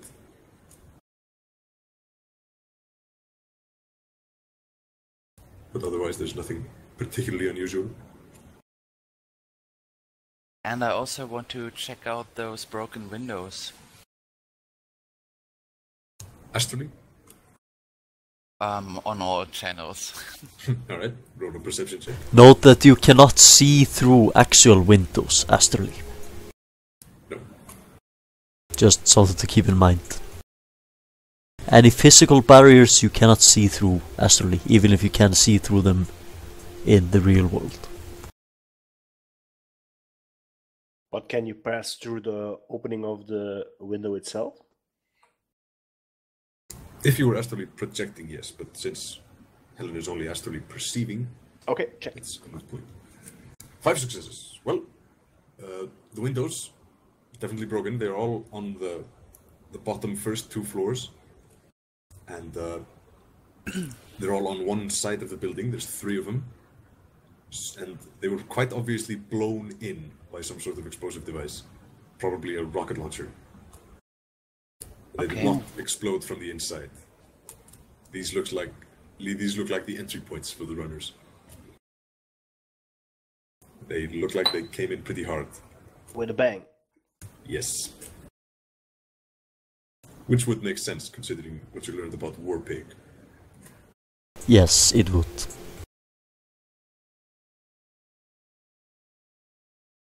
So we don't see anyone carrying donuts and coffee and so on. Nope. Alright. No large friendly troll offering anyone donuts or coffee. Those look like the infants. Alright. Just, yeah, that's actually Warpig's signature move, basically. Walking in with donuts and coffee. He likes to make friends. That's also for a pig, I would say. I can't hear you, Ronnie. I said that's awesome of him, I would say. Can you hear me now? Yes. Indeed. Alright.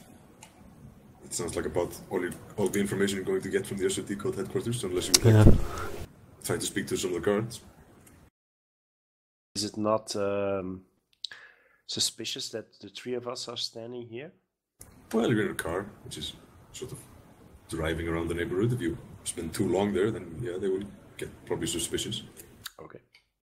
They probably won't just shoot you on sight. Probably roll up and say, "Hey, what are you doing here?" And then maybe shoot us. Yes, depending on your answer. Oh, If your answer is grenades, then yes, they will probably shoot you. That would be my answer.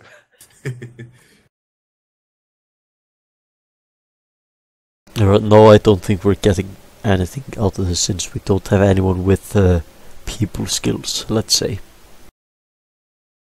Did Dani find a known address for the war pig? Or location where he hangs out? Yes, his last known address was Chicago. Of course, I meant within Reykjavík itself. There's no information on him within Reykjavík at all, except from that hot dog vendor. Yeah, what probably happened is that the gangster, which is a known smuggler, smuggled him in along with the rest of the team. They did something went slightly wrong or very wrong. Warpig, being a heavy hitter and effectively a tank, got out and yeah, either laying low or out of the country. You have no information on Warpig after. Yeah, true enough. Yeah, All that's you know true. is he bought a hot dog. Yeah, so yeah. But okay, what we can assume is that, or the assumptions I am going to make, is that the gangster is the smuggler that got the team into the country, and might or might not be part of the team. As, seeing as he was at the hot dog stand, he probably is part of the team. So we had a team of 4 or 5 runners. We don't exactly know.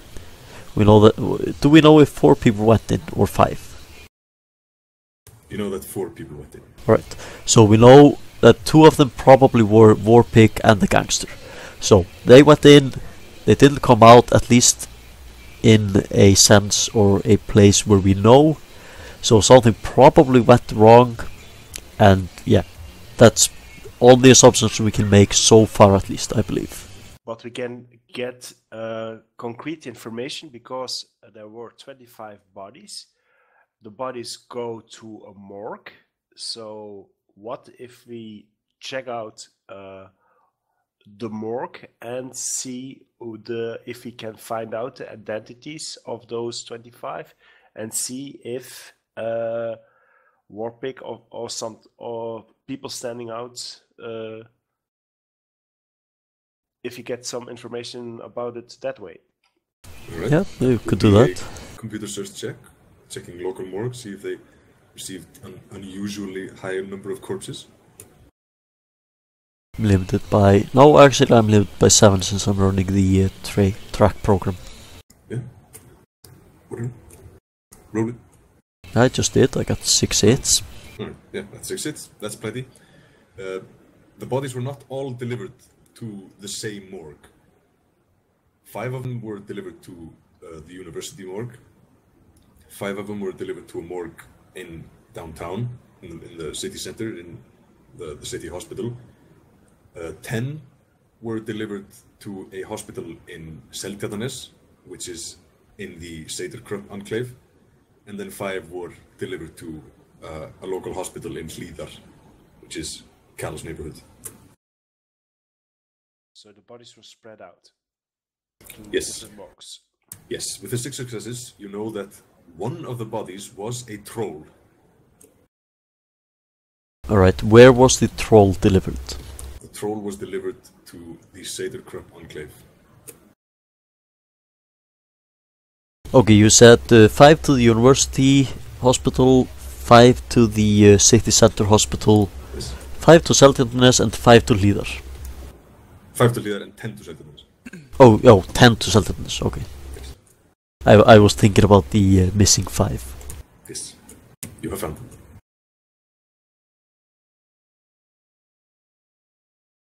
Alright, then I assume we are going to Seltjarnarnes.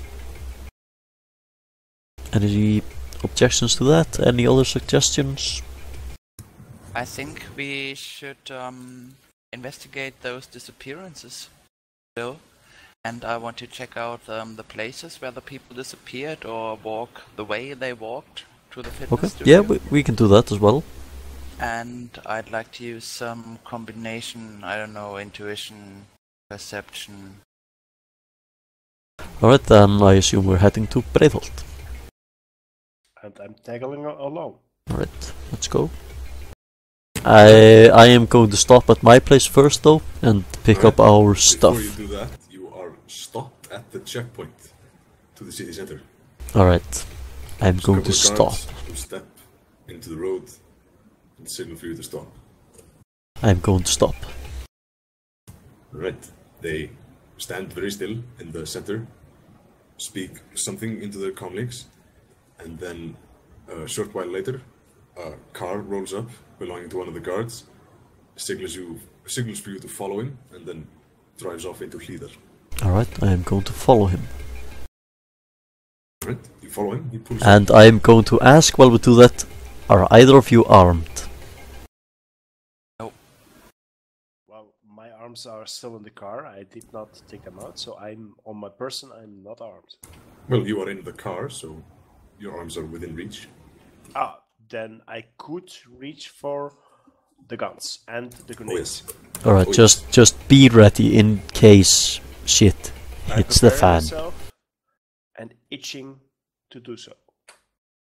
Alright, well, the car pulls up near a football bar, pretty nearby, and out step 4 men and walk into the bar. One of them has 2 very obvious cyber arms. The other 3 look like a bunch of street punks. I still want to essence all of them. Right, well, none of them are awakened, but the one with the cyber arms has had his essence shredded. He has a lot of cyberware. Almost nothing that you see of him is real. He's practically a robot. Even more Oh. so than Dani. Yes, Yes, way more but so than Dani. I still do have a significant amount of cyberware. I only have 2.5 essence left. Yeah, this guy has maybe 0.5. How do you get through a metal detector? No. You don't. He does not. He hits it. But yeah, by the way, my character is not allowed to fly commercially. No, I no assume one so. with any obvious cyberware can Yeah. fly commercially. Anyway, he walks into the bar. Which actually might be the reason I'm stuck in this country at the moment. Yeah. Yeah, he walks into the bar. Alright, should we follow him? There's a bunch of people in the bar. Does he give us? Does he approach and say something to us, or? I assume he expects us to go in. I am He walks pretty slowly inside, however. okay. I'm wondering if I should grab some weapons. Yeah, I'm grabbing my machine pistol.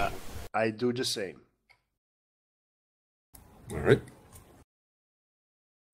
And What you will kind of enter the bar is it? Can we see? It's a football bar. What's a football bar? Yeah, it's a bar where yeah. people go to drink booze and watch the football.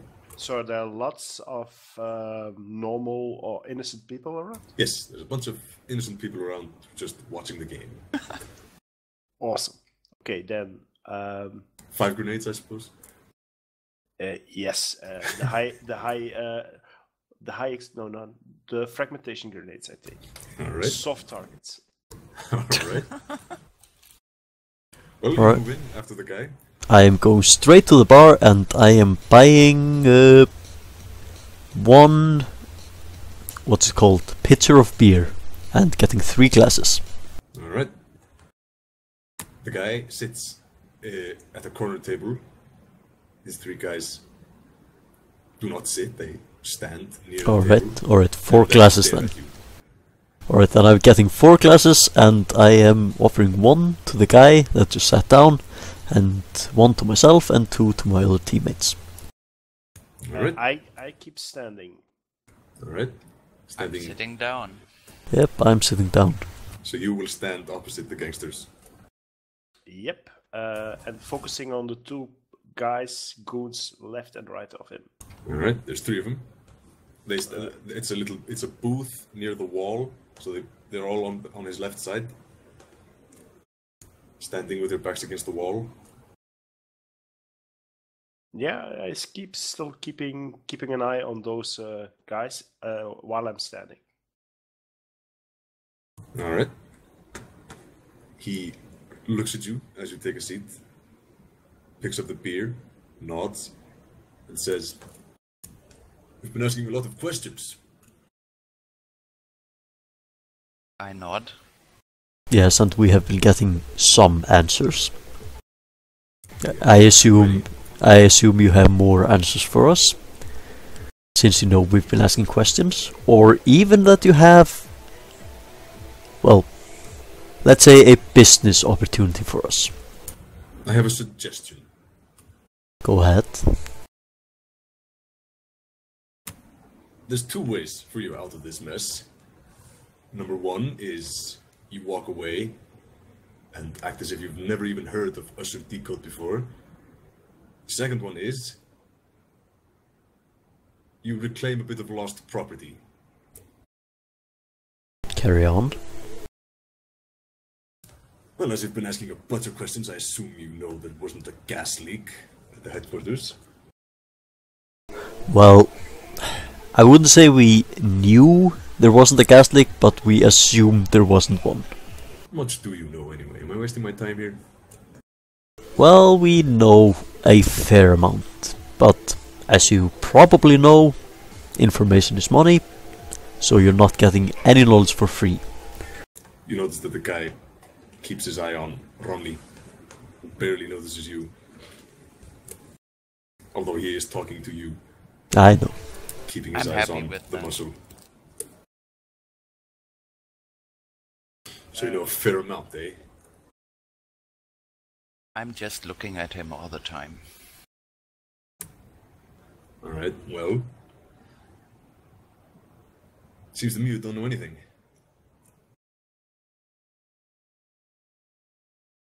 You know, it wasn't the gas leak, is that all? That's, well, it's all I'm willing to tell you at the moment. We know that there were some people that decided to visit the headquarters. Yeah. Four of them, I assume. Gioom Alright. says, "Don't troll me." He stares at you for 40 seconds. I stare back. You assume that he's a badass, and he assumes that you are a badass. But he does not attack you. Yet. He merely nods after a while, and then finally looks at Dani and Helen. All right, here's the deal. Did he get the hint of the troll? He did. Okay. He said, "Okay, here's the deal. You find him, you bring him to me. If he's dead, that's 10,000 each. If he's alive, that's 15,000. Sound fair?" With a little bit of it up front, yes. No. Alright, quick question now, since you've told us that there was some lost property, and now that we actually know that it's the lost property is a he, who is he? He goes silent for about 30 seconds. I'm going to to wink at him while he does that. He sighs. All right, fine. He's probably in the sewers. He reaches into his pocket and puts a tranquilizer dart on the table and says, "This will knock him out. If you can get it into him, it goes into any dart pistol or rifle. Alright.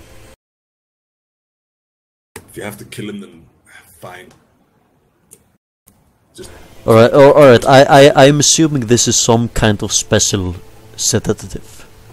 yes, it is. Alright, so we are talking what, a troll or an orc, or what are we talking about here? I'm really not cut out for this.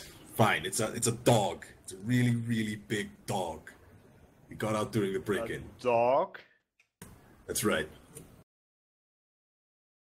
But when you say really big, are we talking 5 meters long? Alright, yeah, okay. Yeah, he's probably been feeding on awakened people. Sorry. Alright, that does not sound like the average dog, but then again, we are talking about a genetic experimenting company, so I am 15,000 million for an average dog, not a dog catcher. no, a concerned owner might though, and I assume you're just a concerned owner. Do I look like a dog person to you? Actually, you kind of do. Don't insult him. Right, that's the deal. He's probably in the sewers. Get him alive, that's 15,000. If you kill him, that's still 10 if you can get the body to me. Assuming there's anything left of him. Shove a couple of grenades down his throat and there's no deal. What's so special about this dog? Gioom asks. He looks at you. Are you a biologist?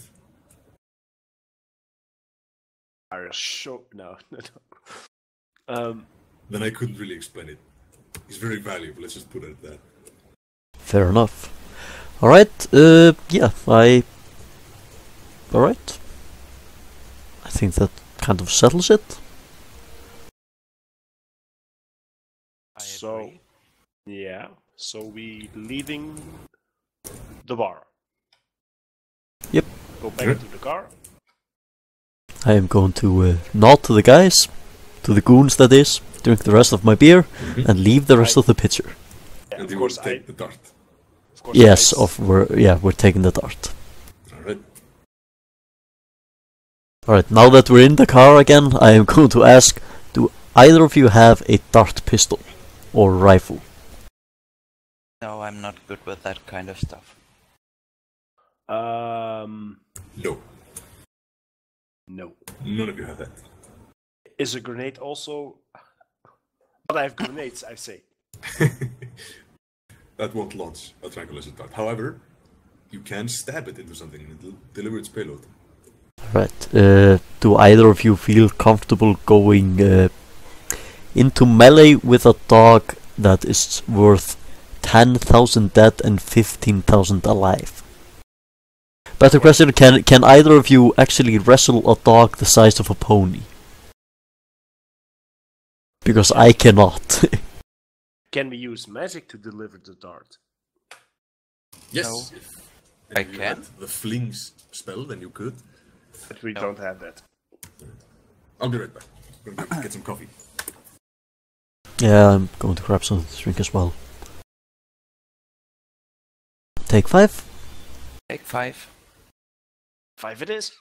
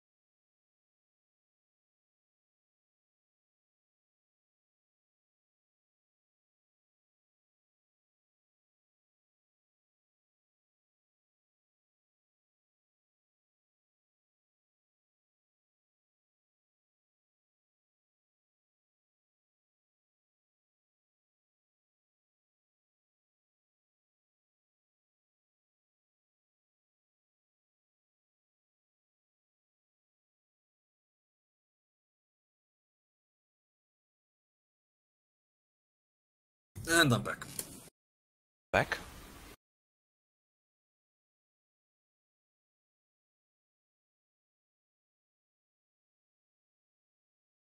Did everyone go for coffee? No more coffee today. Alright.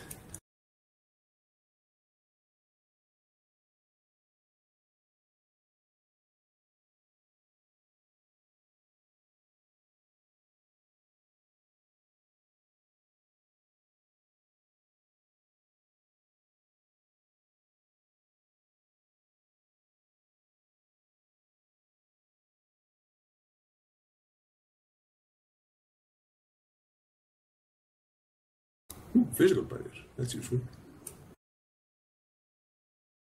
What? I was going through your spells. Physical barrier is a very useful one. Yes. What else do I have? Well, you have 7 spells: Mana Bolt, Analyze Truth, Clairaudience, Detect Enemies, Detox, Heal, and then Physical Barrier. Yeah, I hope it's good against meta dogs. Well, I have skill in unarmed combat, You do? so I could come close to him. But I want to think first about the overall situation. Because now we are going to bring back the dog. I know I'm not for bringing back the dog. No, I think we should kill it. Yeah, that's also what I said. Because why is that? Although he was keen, if he was also willing to that we could kill it. So if it was very valuable, he would. Dead or alive seems not to be a big deal. No, they created it. They can do it again. It just cost them some time. So they would just want to have the problem disappear, dead or alive. Yup. So why risk the dart if you can use brute force? By the way, is Cal back? No, not yet. Then we wait.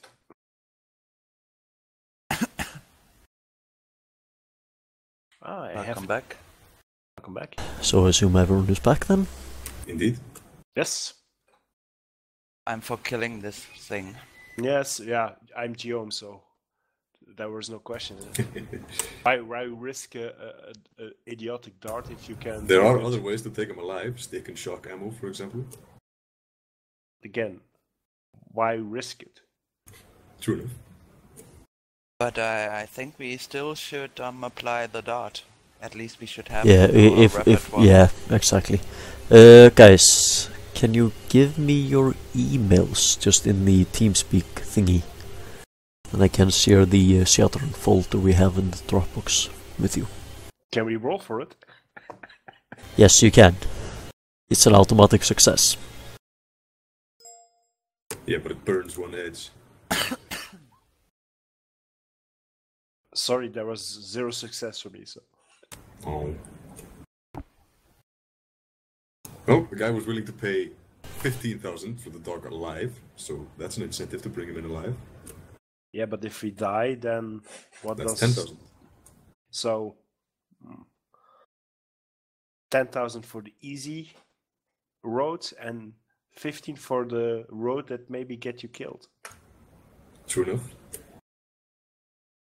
Well, Gioom knows his answer, that it is. Alright, you seem to be in agreement.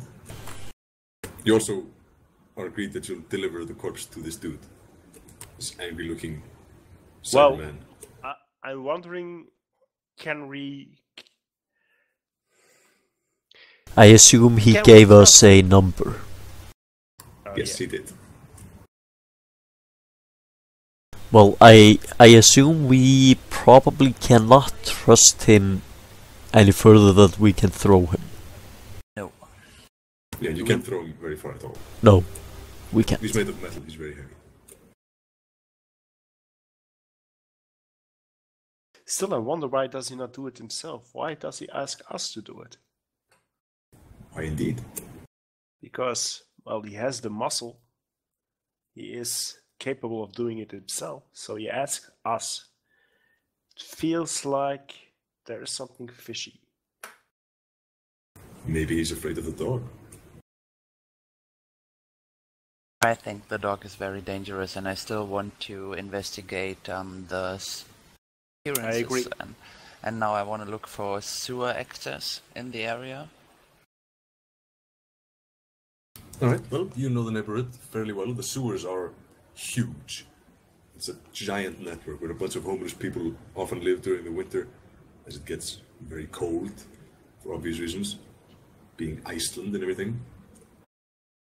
And there's also a fairly healthy ghoul population in the sewers. which is why most of the homeless people which take shelter in the winter don't really come back in the summer. So there's not a big homeless problem in Iceland? No, not really. Tends to take care of itself. That's funny. Yes, but I'm thinking along the line of some genetic modified bees coming out of the sewer and kidnapping people or killing people or whatever, taking them back to his lair. Yeah, there would be plenty of entrances for him to move. Yep. Alright guys, what I am going to do at the moment is that Also, I am going to roll a matrix search check and try to find out who that guy was. Well, he was one of the security people because we were stopped at the gate, so we can assume that he is linked to the corporation where the break-in was. Yes, as a decode. But Yes. who is he exactly? Indeed. I get to keep all of those, by the way. Yes, you do. A very casual search reveals that this man is Ivan Danilov, a Russian former Spetsnaz commando who is wanted for war crimes by the International Criminal Court. I like him already. He was deported from Russia after killing his superior officer, and then soon thereafter ended up in Decode shortly following the mercenary invasion. It has since been a fairly prominent security consultant within the company. He is, however, an official employee of Decode who is very well known, so if he is ever spotted in any of the church-controlled districts, they will shoot him on sight. Alright, so he is listed as a security consultant. Yes. And he is a official member of the of employment in Decode. Yes, he is an employee of Decode. So he is essentially a hired supreme thug. Yes, he is a thug supreme. Who's afraid of dogs? Yes, also probably of the church. If he is ever spotted in Breiðholt, then a bunch of angry, muscle-bound steroid heads will beat him to death. And although he is pretty strong, being a Spetsnaz cyber commando, he is not immune to bullets. Nor to baseball bats.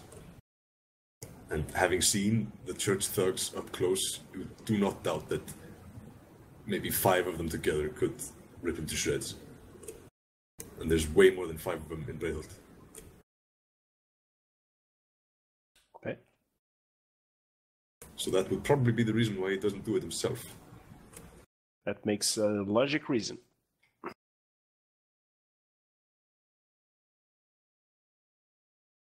As the church and the corporation are not on very good terms these days. No, they're not. So, guys, do you want to be nice people? Or better question, do you want to give the dog to the corp, or do you want to give him to the church? What would be the benefit to give it to the church? Because the mission was not to bring a dog to the church. No, but if we can actually manage to get the dog to them alive but sedated, they actually might be able to do something about it. Seeing as they have a lot of awakened people, they might actually know what they could actually do about this. But it's entirely your call. Well, I'm fine either way. Gioom is thinking 6,000 plus an apartment versus 10,000. Gioom is thinking 10,000 it is. That's 7,000 plus an apartment. Yeah, and do not underestimate an apartment in the slum that is probably hidden and protected. Indeed. Yeah, that is worth a bit. I'm not saying it's worth a lot, but it's worth a bit. So yeah. if we actually do manage to get into trouble, let's say next week, we have a fairly safe house. But this is also a good time to mention that there are 2 modifiers for karma rewards in a shadow run. You get 2 bonus karma if the run involves good feelings, and you get -2 karma if the run makes you a cold-hearted bastard. Oh, That's So this is a fairly obvious point. Bringing the dog to the church would probably give you some good feelings.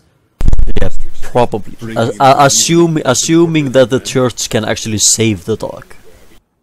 Perhaps. Wanna save the dog? I'm not into saving the dog. But maybe, But don't we not make an enemy, a big enemy, by doing that? Because Yes, you do. If you bring the dog, if you do, however, bring the dog to the evil Russian corporate hitman, then you will get -2 karma for the run. That is 2 less than you would have otherwise. I was thinking maybe we can have it both ways. How so?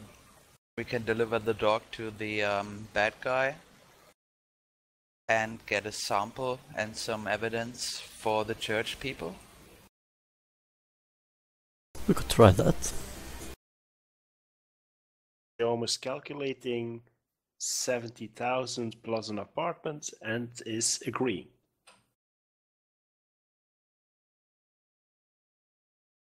Yeah, that would be bad if you manage to get it both ways. Kill the dog, bring it to the Russian man, and tell the church that the disappearances will stop. Indeed. Indeed. But Unless still the church finds out you've been working with a corp, of course. Exactly. In which case they would probably be pretty angry. Probably. They find out. Yeah, of course. Yeah.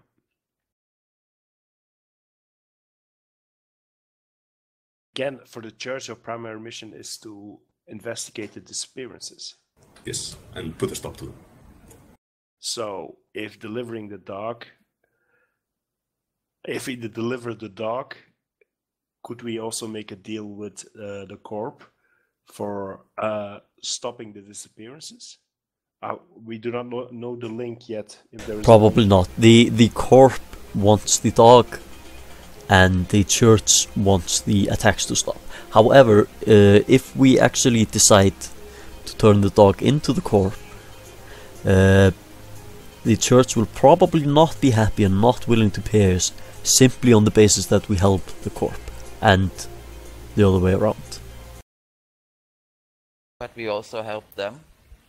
Yes, but they probably will think, alright, you helped us, but you also helped the corp a lot. Yeah, but there is also in there a dog on the loose. So that will also is not something which they would like to have. Indeed. And if they were honest, they would pay you for getting rid of the dog, no matter what you do with it. But if they are angry, spiteful thugs, then they might not. Yeah, and I think they are angry, spiteful thugs. They don't really appear as level-headed diplomats. Don't really appear as bad people either, but they really don't like the corp for some reason.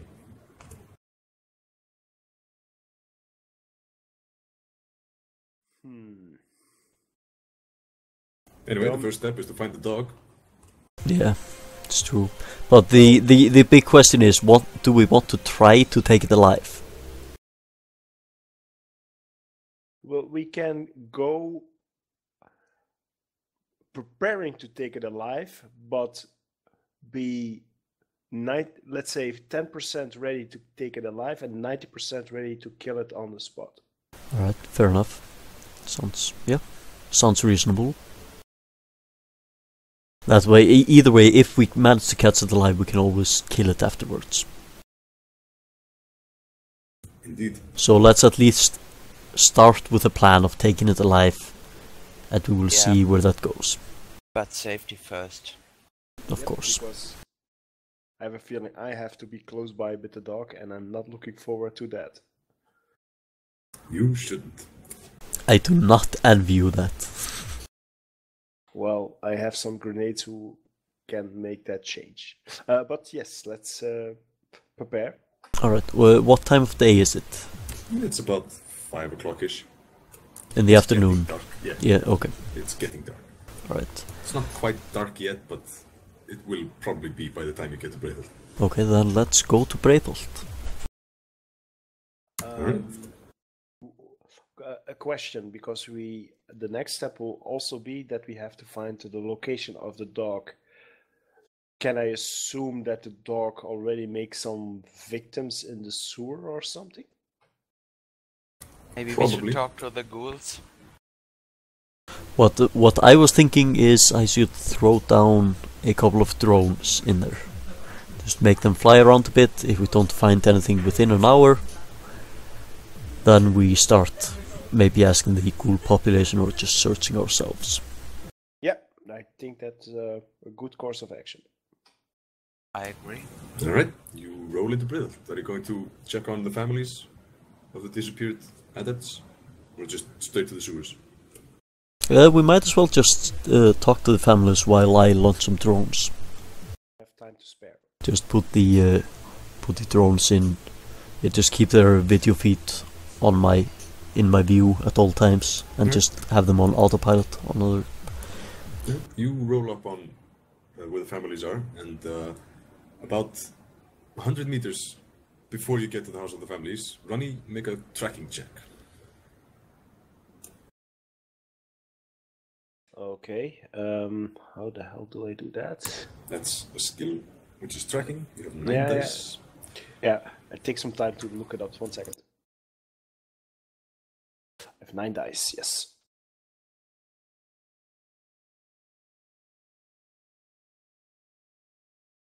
I rock! Alright. Well, as you're looking for the place, you don't know exactly where it is. You're not very familiar with this neighborhood, at least you're not, Dani. You, Gioom, notice a place on the sidewalk a bit away from the apartment where there used to be a lot of blood, which was probably washed away by the rain a couple of days ago. And you're reasonably certain that you could track this trail of blood. Or this trail of used to be blood. So the question is, go we after...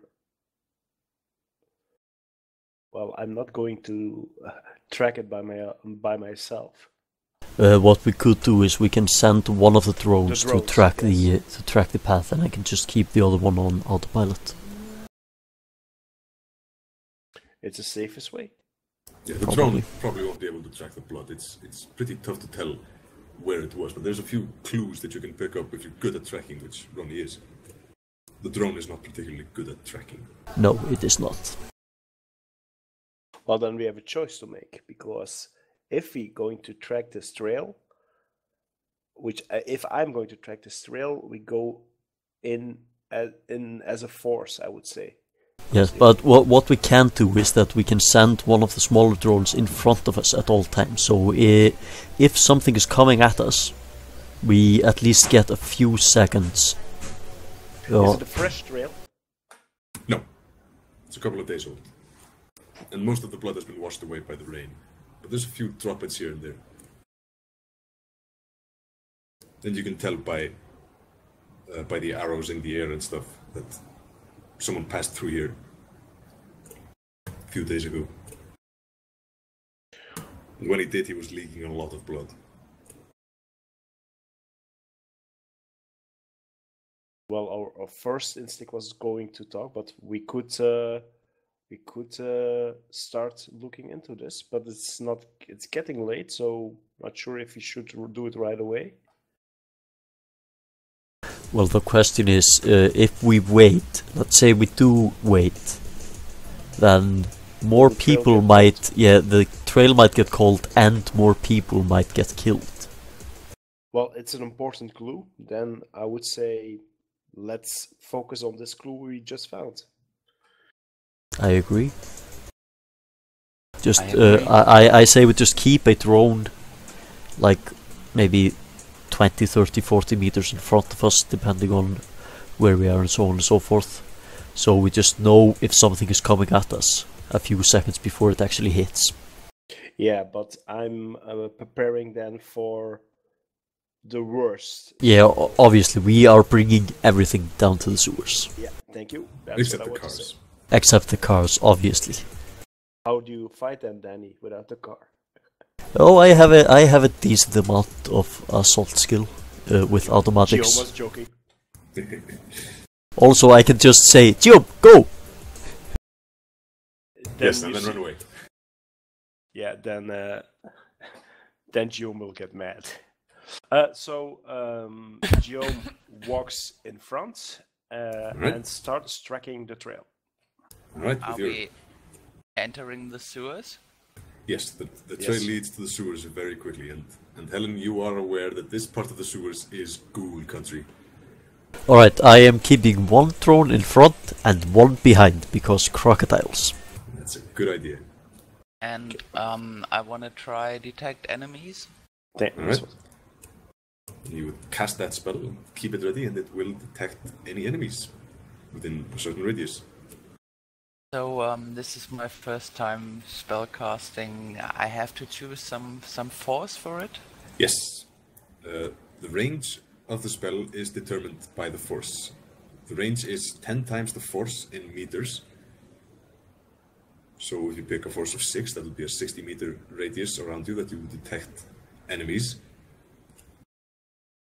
And the terrain is also determined by the force. And if I got 6 force, I got 4 drain, and that means that I'm going to die, or what? No, that means that you need to resist 4 stun damage with willpower plus intuition. So you roll 11 dice, and the number of hits you get reduces the amount of drain you take. So the higher the force of a spell is, the more drain it'll cause. What did you just cast? I didn't yet, but Oh, right. The intention is to cast detect enemies. Yeah, I would do that. Because I believe that's a sustained spell, isn't it? Yes, it is. yes. And I highly recommend casting it. I agree. Yeah, it's very useful. So maybe with something like force 5 or what? What is the drain on it? Force -2. Alright, keep in mind that the minimum drain you have to resist is 2.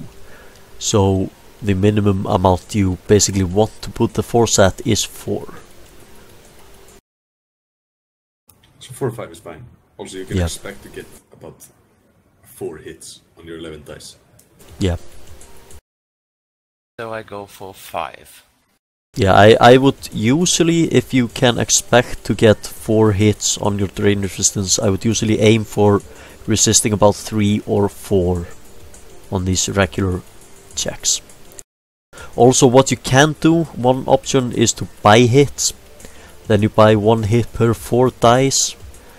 And what I would do if I were you, I would write down your main passive spells, so to say, and at what force you can cast them without taking any drain by buying hits. Just something for future reference, not to think about right now. Okay. So I go for force 5. And do some spell casting. Yes. So you roll your spellcasting dice pool. The more hits you get, the more information you would get about the enemies in question.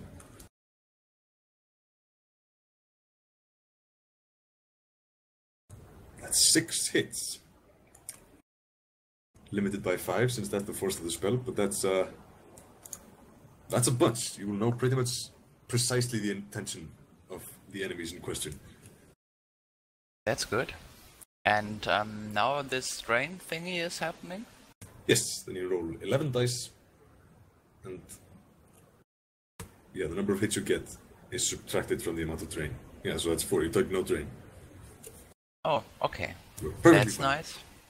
However, when sustaining a spell, you take a -2 dice pool penalty to every action.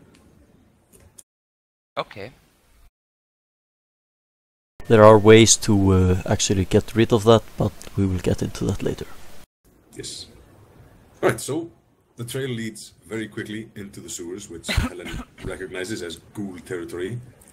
It's known as the Flesh Bazaar, where the mafia likes to get rid of bodies Just dump him down there and the ghouls take care of him very quickly. The homeless people like to stay away from this part of the sewers for obvious reasons.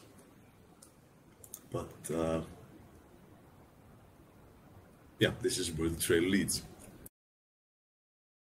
After about half an hour tracking through the sewers, which are a bit of a maze, your detect enemies spell goes off, Zatni. You detect 5 enemies waiting to ambush you around the corner. Stop.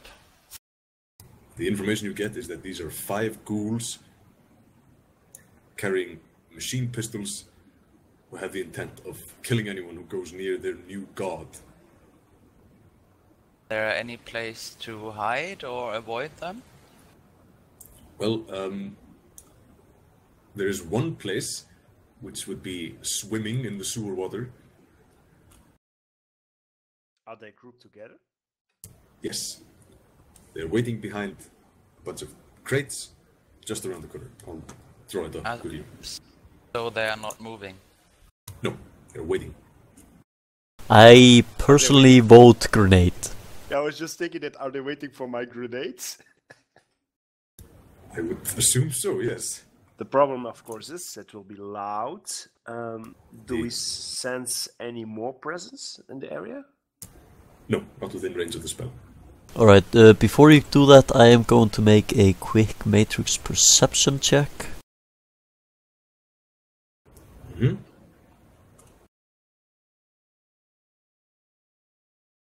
Do I see any active devices or anything? Yes. Actually, I would detect even hidden devices within 100 meters with that. Yeah, you detect all of it. You detect that each of them has a smart-linked machine pistol, which is wirelessly active. Alright, do they have anything implanted? Keep in mind that ghouls tend to reject cybernetics. Yes, no, they have nothing implanted. Okay. Do you want to throw out grenades, or do you want me to start marking stuff and controlling their guns? I want to go for the second option. That would be very cool.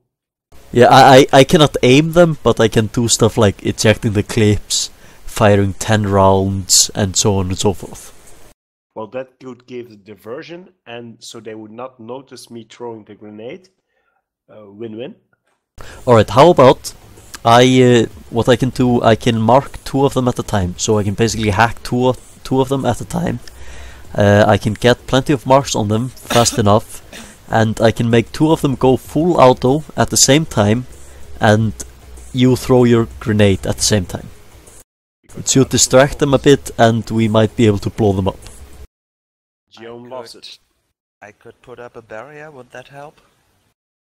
Probably yes. You should be out of range of the grenade, but you might be able to prevent their escape. Yeah, Holly, can you add icons into there? Yes, I'm just working on that.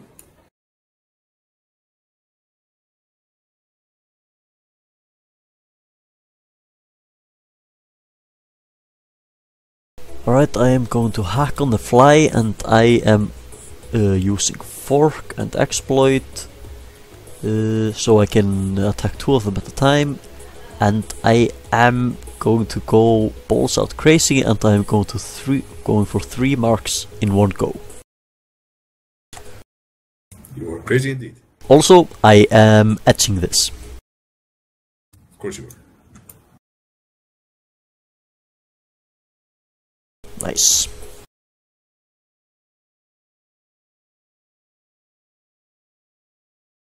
Alright. Yep, you mark one of their guns. Both. Ah, yeah, both. I make 1 roll, they make 1 each. That's basically how fork works. You roll once and you do the same action on 2 places. Yeah, they have no way to defend against 6 successes. Yeah, I know, they only have their willpower and their assumed firewall. Yeah, their intuition, but yeah, they're fully marked. Okay, is it too late to notice that throwing weapons is not Gioom's strong suit?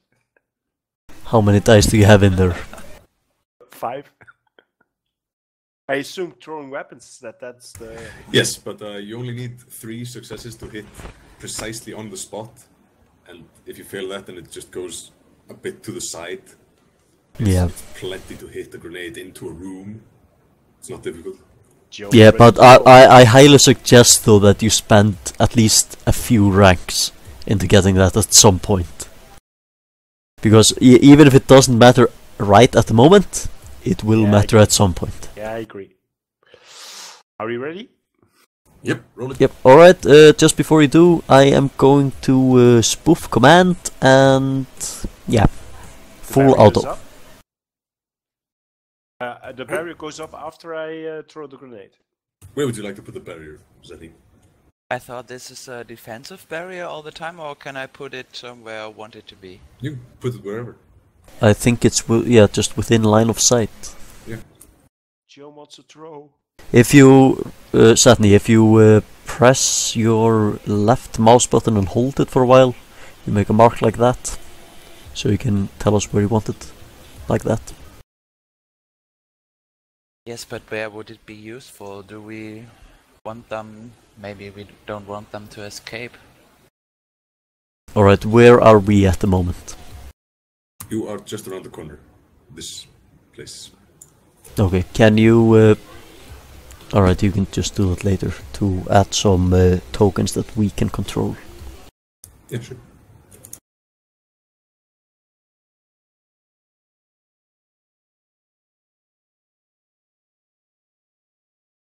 What's the drain on physical barrier? Force -2. Force -1. Pretty heavy. Force -1. Yes. Alright.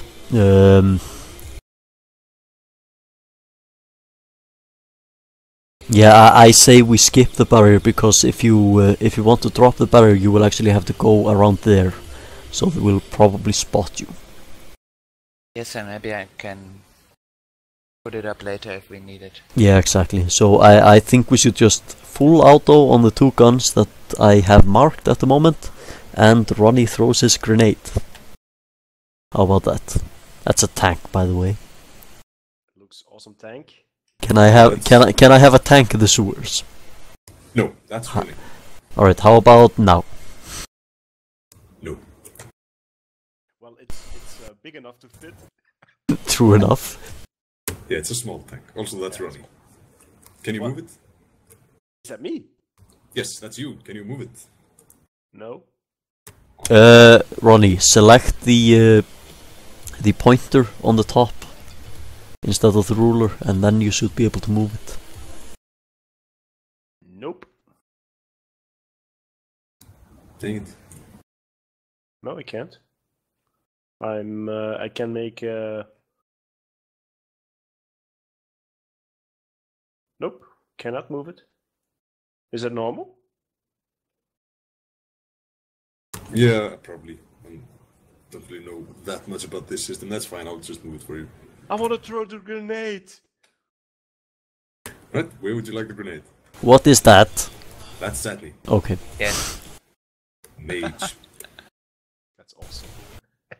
Sort of looks like a ghoul mage. Zaddy, Yes. can you move that thingy? No. Okay, And that's cow. that's awesome. Obviously. A crashed car. Okay. Alright, so, Ronnie, where would you like to throw the grenade? Make a ping. Right there. Seems good. So you peek around the corner and throw the grenade. Roll it. Well, for success. Alright, that'll do it. You put the grenade Yes! right in the middle of the ghouls, just on the edge of the embankment before it rolls into the water. Then hide around the corner. But right before you throw your grenade, they go full auto on their weapons. No, actually before that happens, I am going full auto on 2 of the weapons. Yeah, that's what I mean. You go full auto on their weapons. Their weapons fire on full auto, filling each other with a bunch of bullets, and then they get... yeah, blown up with a grenade. How much damage does the frag grenade do? 1 second.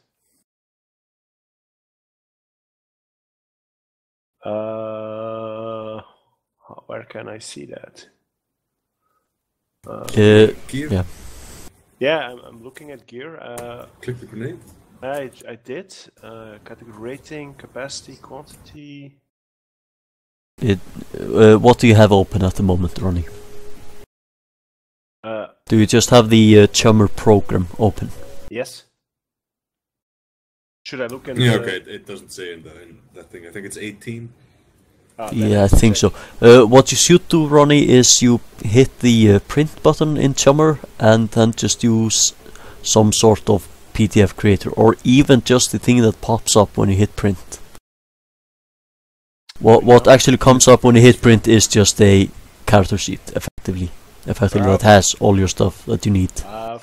Okay. The frag grenade does 18 points of damage. Okay. So they will attempt to resist 18 points of damage, each of them. I should use a high explosive. Damn it. Moving on. Yeah, they resist 2 of that, taking 16 points, which means that they are all dead. By the way, grenades are ridiculously powerful in this game. In certain areas. Closed spaces and you basically kill everything. I love it. It is known officially, and it is listed as in the books, the chunky salsa rules. Yeah, that pretty much happens in there. The fragments of the fragmentation grenade bounce all around the room, turning the ghouls into, yeah, what can only be described as chunky salsa. I'm not going to try it. Gioom was thinking about this hot dogs he ate earlier. It should be safe to walk around the corner now. Alright, I am going to peek around the corner, and if I see the chunky salsa... Why not use a drone? I already assume I have a drone around the corner. Yeah, that's why you noticed the ghouls. Yeah, exactly. And also the spell. Yeah, give me a composure test. As you see the ghouls, well, their new form.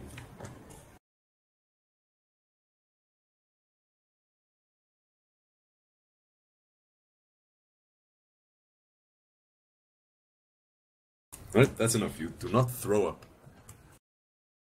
Even though it's pretty gross. Alright, I am going to look at Gioom and nod with a newfound respect for him. I can see your use now. Gioom is happy. Alright. The blood trail leads further around that corner, although it's pretty difficult to follow through the chunky salsa, although you managed to pick it up in the end. No question. Should I detract the one grenade I threw? I assume yes. Okay.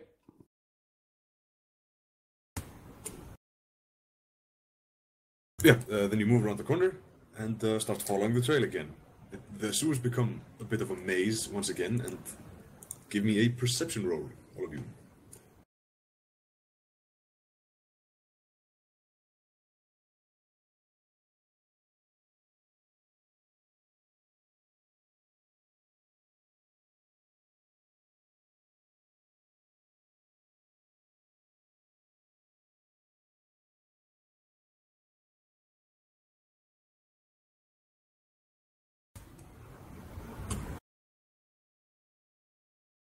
Cal? Hello, what? Sorry? Perception. Yep, just a second. Visual. No.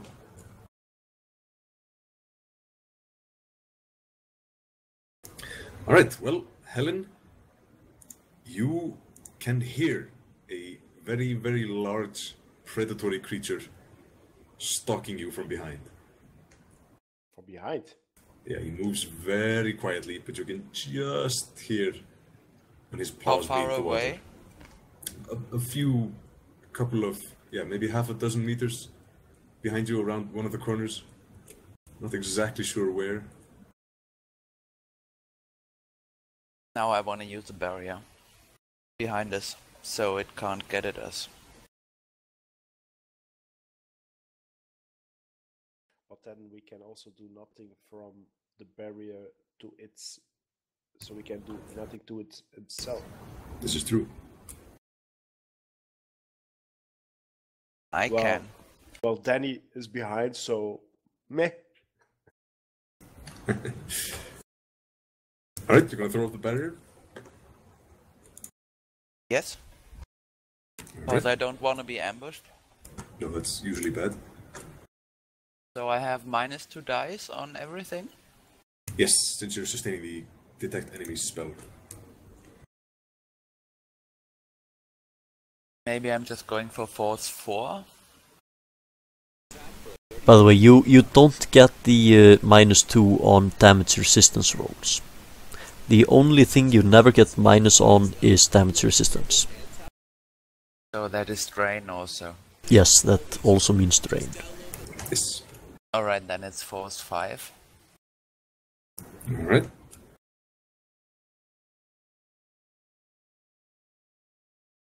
Oh, the spellcasting test. Alright, 3 hits. Means... I assume Helen notifies the group. Well, that was kind of an intuitive reaction. Okay. So you'll just notice the barrier going up.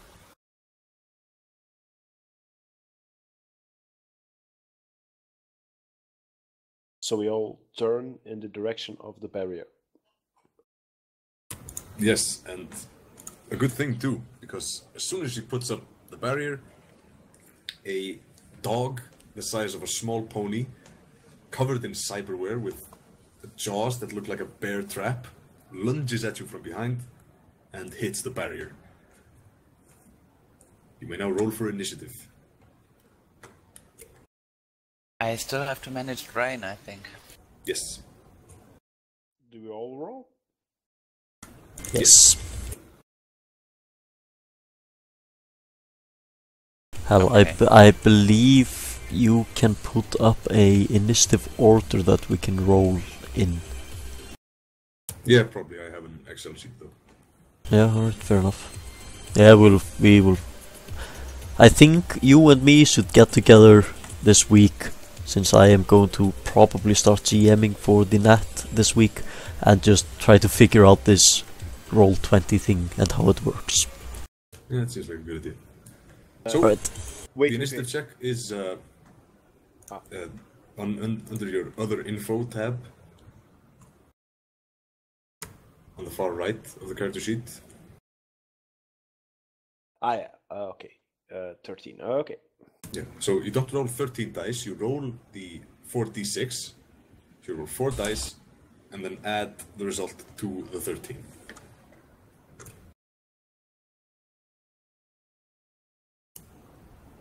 So you get, let's see, your initiative is 24, Ronnie.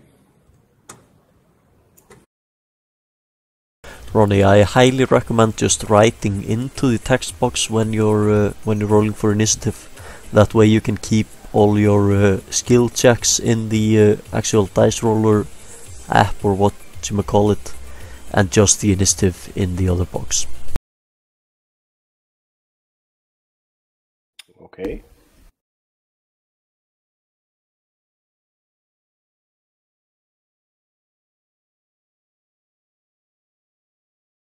Something like that. Or whatever you have.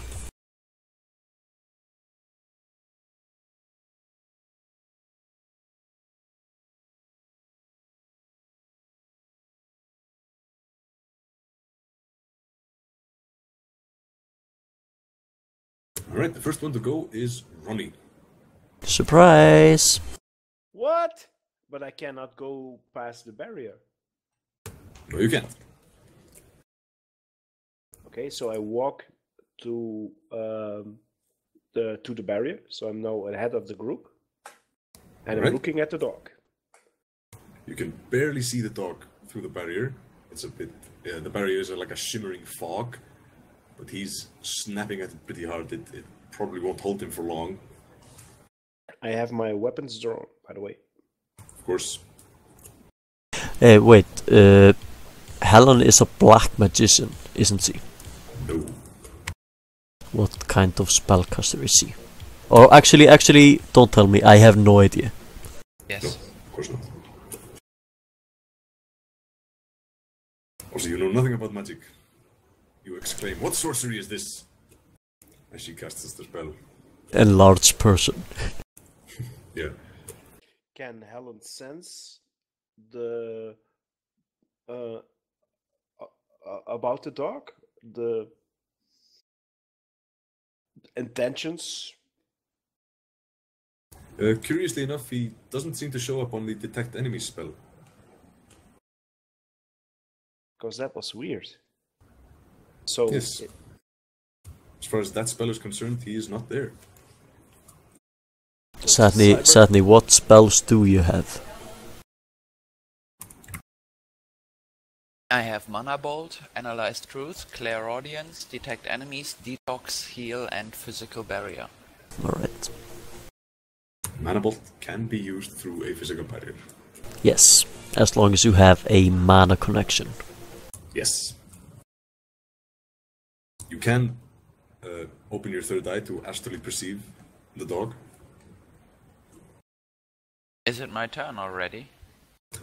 Ronnie, you just ready an action to shoot the dog if he gets through the barrier, right? yes, I'm still in front of the group. Weapons Alright. drawn at the dog behind the barrier. Alright, well, the next person to move after you is the dog. And he attacks the barrier.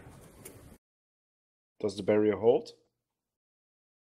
I'm rolling now.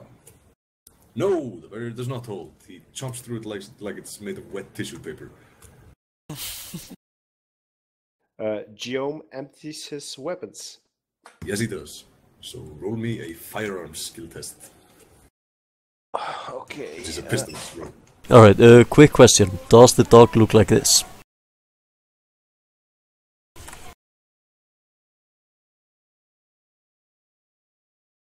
No. No, it does not. Wait, I'm checking the picture now. That's funny. But it's not far off. He has got a lot of cyberware.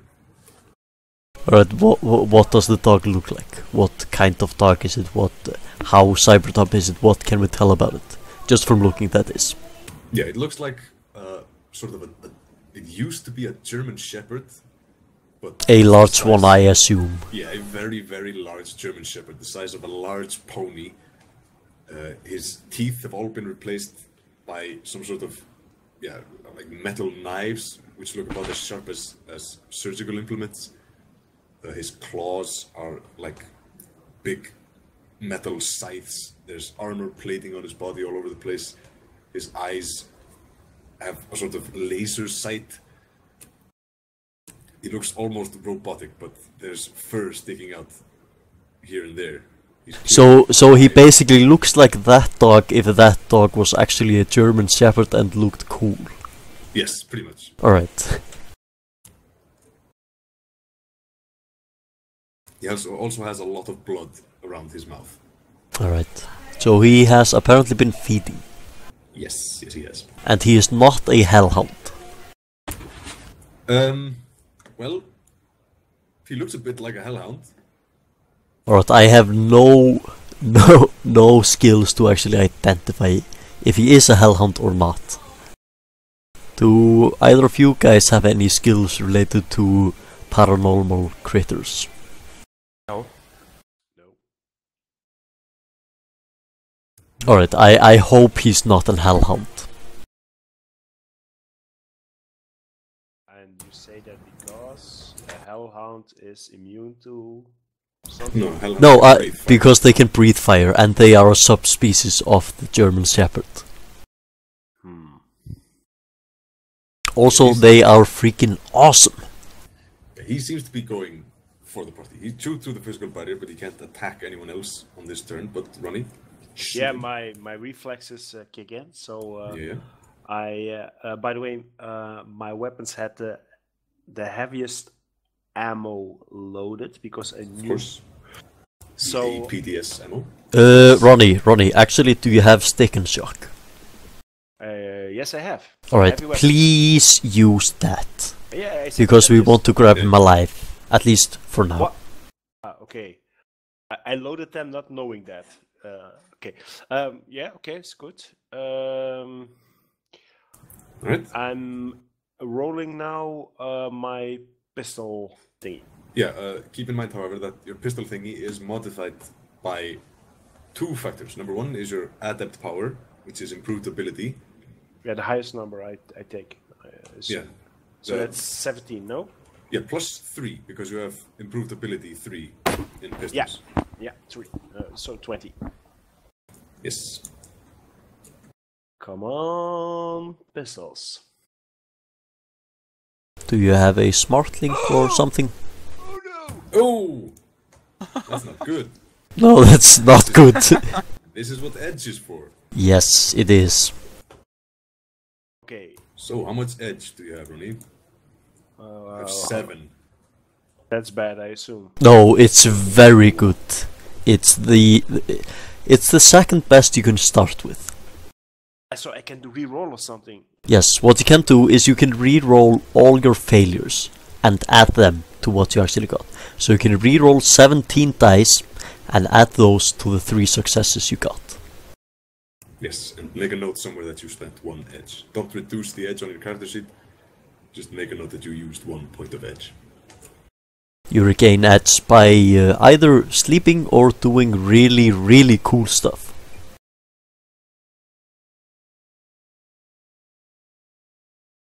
Okay, I did -1 edge, and I'm re-rolling 17. Come on, guns.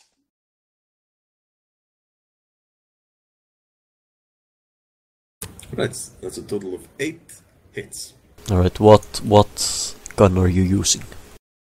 And what is its accuracy? I'm using A Ares Predator, I assume. You are assuming incorrect. That's weird. I have an Renraku Sensei. That's not a... Oh no, That's yeah. A Renraku Sensei is essentially a phone. Ah, okay. And I don't think you can shoot with a phone. There's an app for that. True enough, but I don't think Ronnie is using it. Oh no, I'm using well, the best weapon I have, the Predator 5, Ares Predator 5, but that's... What is the accuracy of that?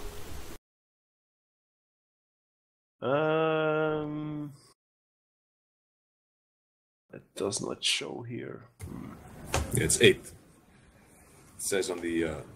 it's buried in the wall of text over there. Ah, okay, so 8. So you get to keep all the hits. That's a good thing. Yes. Which means you score 2 net successes on the dog, meaning you do 10 damage. Well, stun damage. Yes, 10 stun damage. The dog attempts to resist. Don't do it, dog. Don't do it. He resists some of the damage. Not all of it, though. He does take a bit of a hit. A significant amount or just a bit? It's very difficult to tell.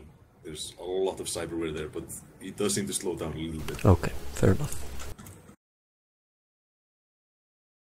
Alright, Cal. Alright, I am pulling out my Ares Alpha and I am going to... let's see. How much recoil compensation do I have? 6. I am going to take a 3-round burst on the dog. Alright. Roll it. And I'm going to edge that. Yeah. I assumed. Whoa! Alright, I get to keep 7 of those, so 7 hits. Right. He tries to defend. He does not dodge. That is 4 net hits. So that would be what, 11. Stick and shock is -2. So how many net hits? Hell, how many? That's a 4 net hits. 4 net hits. Okay, so 13 stun he is resisting. And AP is -2 natural, and I believe it's what... I think it's replaced by -5 on stick and shock. Yeah, he resists most of the damage, but not quite all of it. He's still standing. Zatni? First I wanna sense this thing.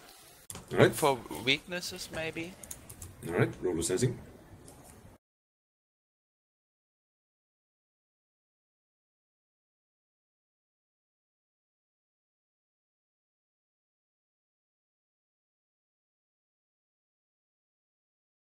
Alright, there's a bunch of successes. You can see that he is pretty badly hurt.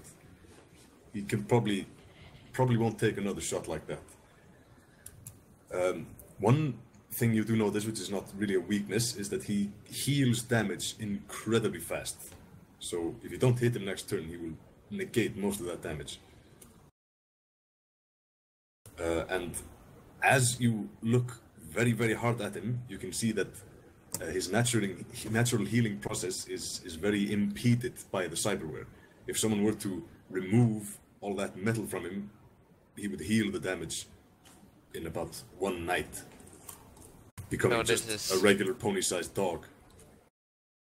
Okay, so we could technically save him as such. Neuter him. Technically, yes.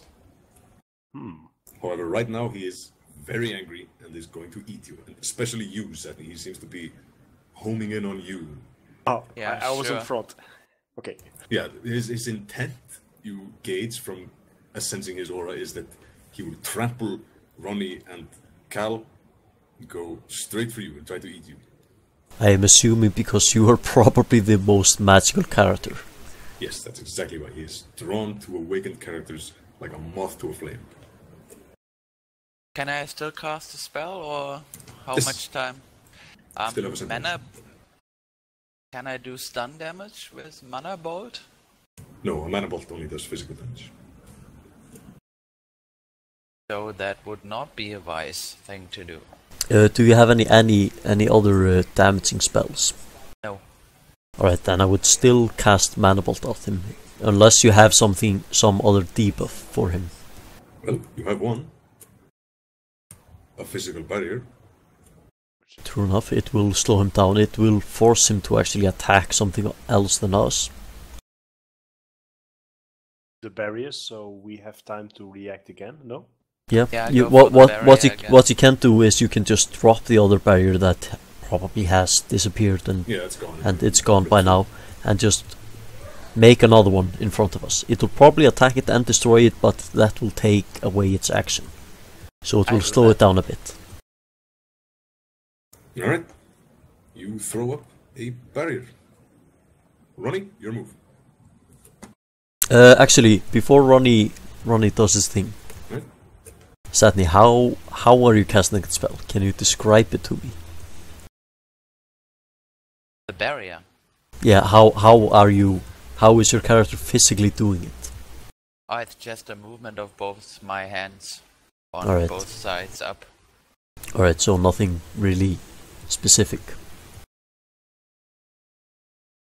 Specific for what? No, I'm just wondering if you have any special style of casting or something like that. Yes, I like purple. Alright, so I'm assuming the barrier is purple. Yeah. Alright. Alright, you cast a purple barrier. It impedes the dog. Ronni, the barrier also impedes you. What does that mean? That means you can't shoot the dog through the barrier. I suggest you wait until the dog I'm does reloading. something. Alright. Reload and then ready another action to shoot it when it breaks through again. Yep. Alright. What does the dog do? The dog runs away. It moves around the corner and bolts away like a bolt of lightning. Disappears into the maze of tunnels. How fast is it moving? Way too fast for your drone. Um, we should not stun it because it will. Does he leave a trail? No.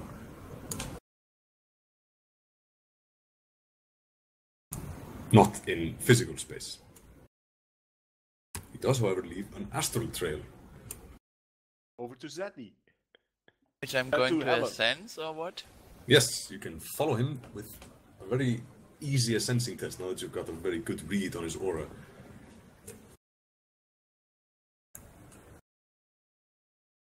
So we can probably track him if he actually has a nest or something.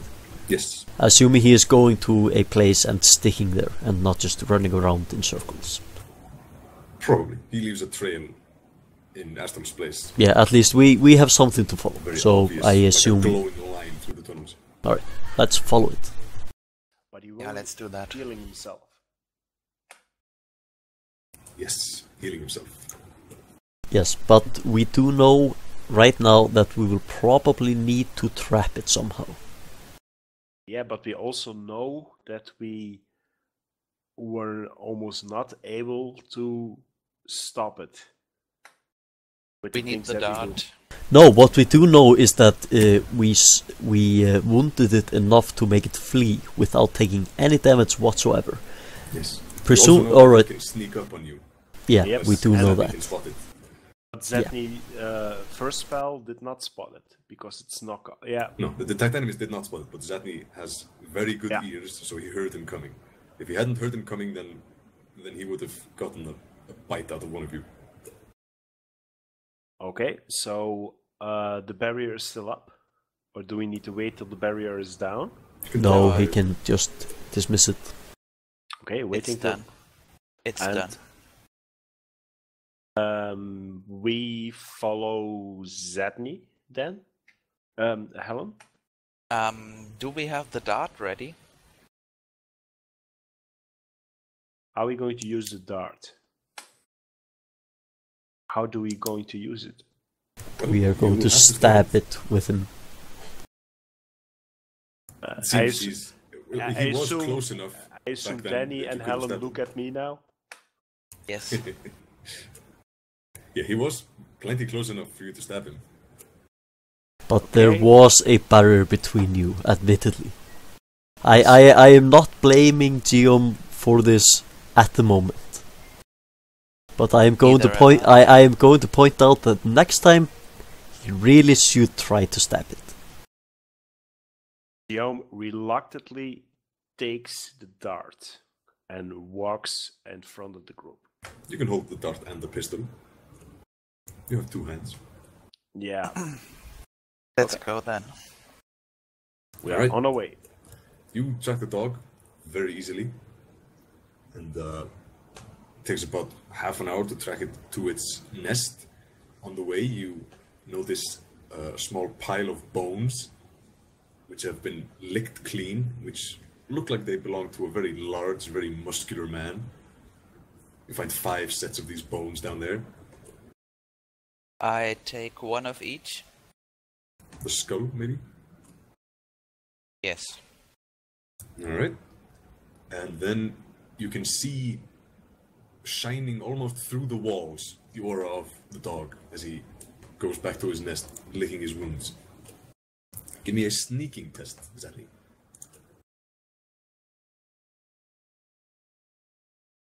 Roll sneaking plus magic instead of agility.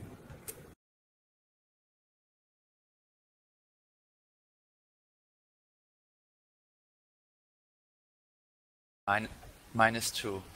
Right. Yes. Alright, that'll do. He cannot smell you coming. That's good. Might be able to hear you, however, if you get much closer. But we're still together? Yes, you're still together. You're about, maybe 20 meters away from him. And there's a wall between us. Yes. Can't see you, we can't hear you right now, but you know where he is, because his aura is very strong, and you got a very good look at it. So I'm pointing in the direction to let my teammates know.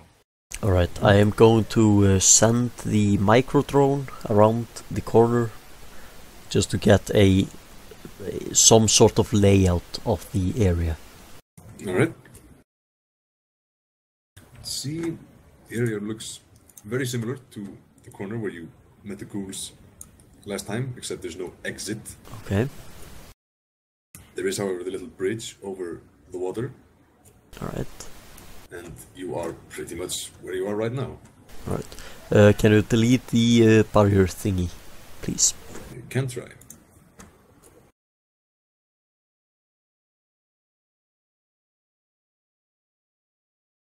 You can just press it and hit delete. Yeah, this is quick. I can't do any more than that. No, I mean you can just press delete on your keyboard. Yeah, I know. This is quicker. But like, I can't select any more of it. It'll just have to be there. Fair enough. Let me place the dog. Do we have a stun grenade? Let me check.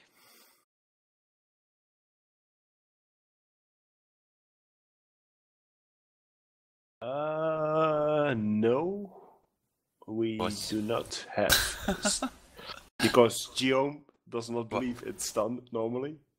No. But I'm wondering, it's a dog with a lot of cyberware. Can Dani not take advantage of that to jam or do something? So I have the chance to, well, sneak is a big word, but plant the dart without him directly attacking me. I might. Assuming he has something wirelessly active, I can hack it. But if he is not, if he doesn't have anything wirelessly active, I cannot. But I will. Yeah, I can check if he has something wirelessly active, just to start with, and that should give us an idea of what he's running. Let's go for that. Gioom thinks. Okay, roll the matrix perception. Alright, you can Actually, that is a very, very wrong roll. Alright. There we go. Ah, yeah. Yeah, you detect no matrix presence whatsoever. Alright, he's not running anything wireless, so all of his cyber stuff is just non-wirelessly active. Yes, as another note, he has a lot of armor, so getting the dart to actually penetrate will be a bit difficult. Also keep in mind, Halle, that even if cyberware does not have a wireless function, it can still be wirelessly active. Yeah. Just keep it in mind that you can actually, stuff like bone lacing can be wirelessly active, and you can use that against people. Yeah. This one, however, has no wirelessly active. Yeah. I did not expect it, but just putting it out there. Also, so Helen and Gioom actually know about this stuff, because there are a lot of options in the Matrix. Yes, you can upload troll porn onto someone's eyes. Yes, or satyr porn, as my one of the characters I'm running at the moment does quite a lot. Yeah, which is a bit distracting in a firefight. Yes, it is. So anyway, by the way, Gioom is thinking a high explosive grenade at the moment. Dani is kind of agreeing with that. No, actually, no. High armor? How do you expect that dart gets to high armor? Alright, what I suggest we do is we just stick and shock it. If it comes into melee, you try to stab it with the dart, but we just keep stick and shocking it. But if it actually does turn out to be, well, let's just stick and shock it. It will go down eventually. If it doesn't, Harrier, run away. Yeah, you'll be. Yeah, okay. What does Helen think? I think we should try to get it alive. Yeah, I agree with that. Well, one thing is very obvious. You cannot run away from this thing. Mm-hmm. He's way, way too fast. But we could slow it down with the barriers, is what I'm thinking. Yes. Possibly. So what I'm thinking, we start with the stick and shock. If we can't get it down and actually start running into trouble, we drop a barrier, run away, and throw some grenades at it while running and keeping up as many barriers as we possibly can. Yeah, well, to put his armor into game terms, to actually get the dart into him means you would need 3 net hits on your unarmed combat checks. So he will defend with a number of dice, you will attack with your unarmed combat roll. If you get 3 more hits than he does, then you successfully trank him. How many darts do you have, Gioom? Only one. Well, we only got one from... Oh, I mean, how many dice do you have on your unarmed check? 1 second.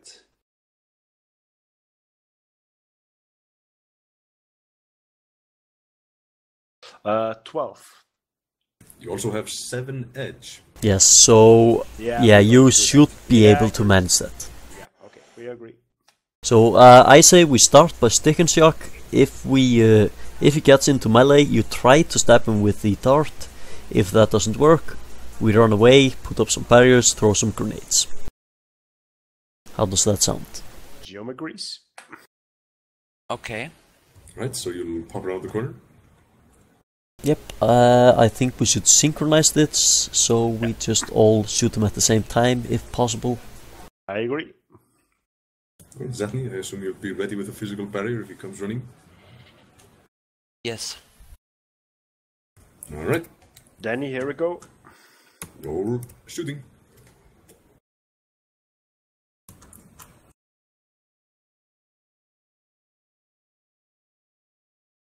That went well, I would say. Yeah, that's pretty good. And I get to keep all of those. Yep. I think I also. Yep, you get to keep all of those hits as well. He tries to defend. Come on, doggy. And he dodges Ronnie's bullet. Of course he does. And he dodges Cal's bullet. Really? Yes. Bastard. He hears your footsteps as you move around the corner, perks up, and ducks down just as the bullets arrive and starts Should have running used towards the you. grenade. At which point I assume Zatni will throw up a physical barrier. Yes, and I also drop my detect enemies. Yeah, that's not doing anything. So, And it's force 5, and I just resist drain if I can. yes. Okay. Yeah, no drain. He runs up to you and is stopped by the barrier. Where would you like to place the barrier? I would say between Gioom and Adarius. So right in front of the door. Over there. Yes. Preferably yes.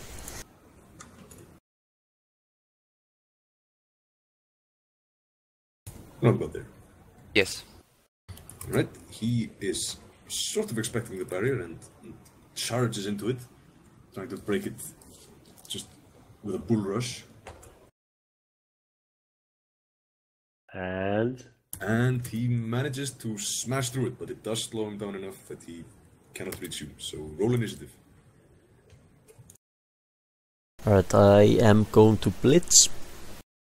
Alright.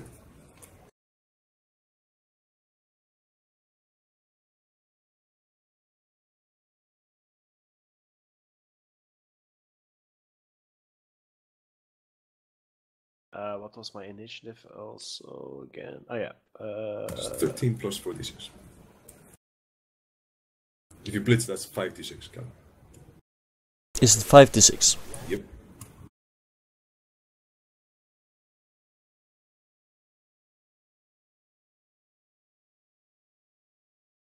Alright, 36 then. Alright, of course it puts you at the max. Yes.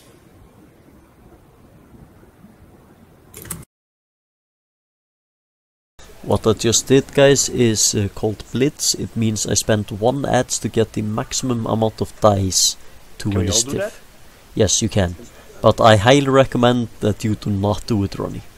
I agree. Yeah, you already have 4 dice. Makes only 1 dice difference. Yeah, whereas it makes 4 dice difference for me. And probably Zatni as well.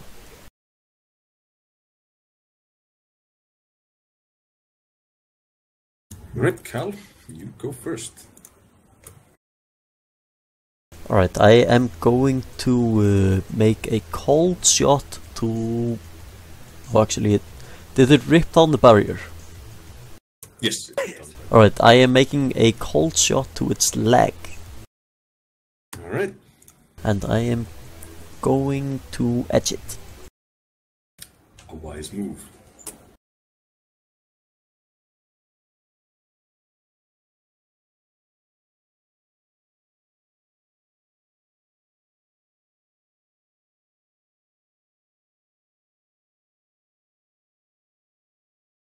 Alright, he dodges.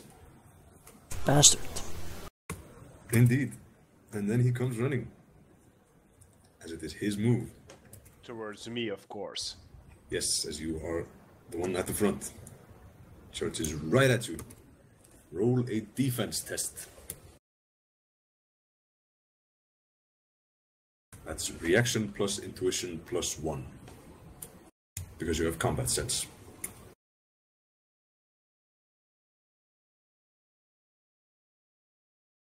Can you repeat that? React. Yeah, a defense test is reaction plus intuition plus 1 in your case. Because you have combat sense. 14 then. Yes.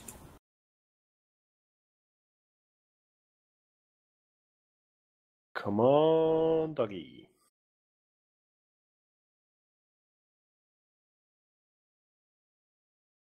Alright. That seems nice. Yeah, that's pretty good. He only gets 2 net hits. Which means you will need to resist... let's see... Yes, you will need to resist 14 damage. An armor penetration of 5.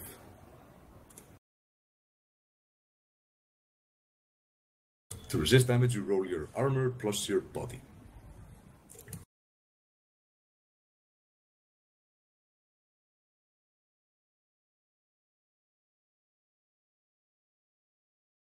That is 5.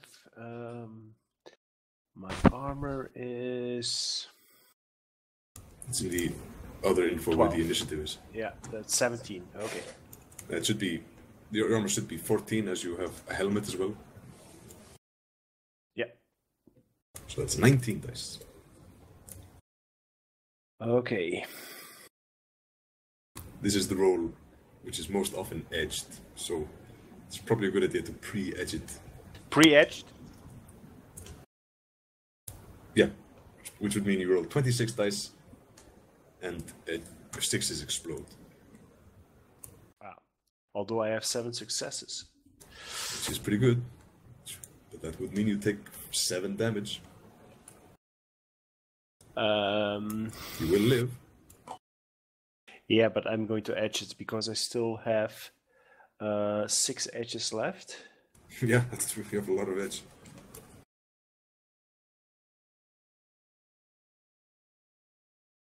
So I'm You going would to reroll 12 dice. 12.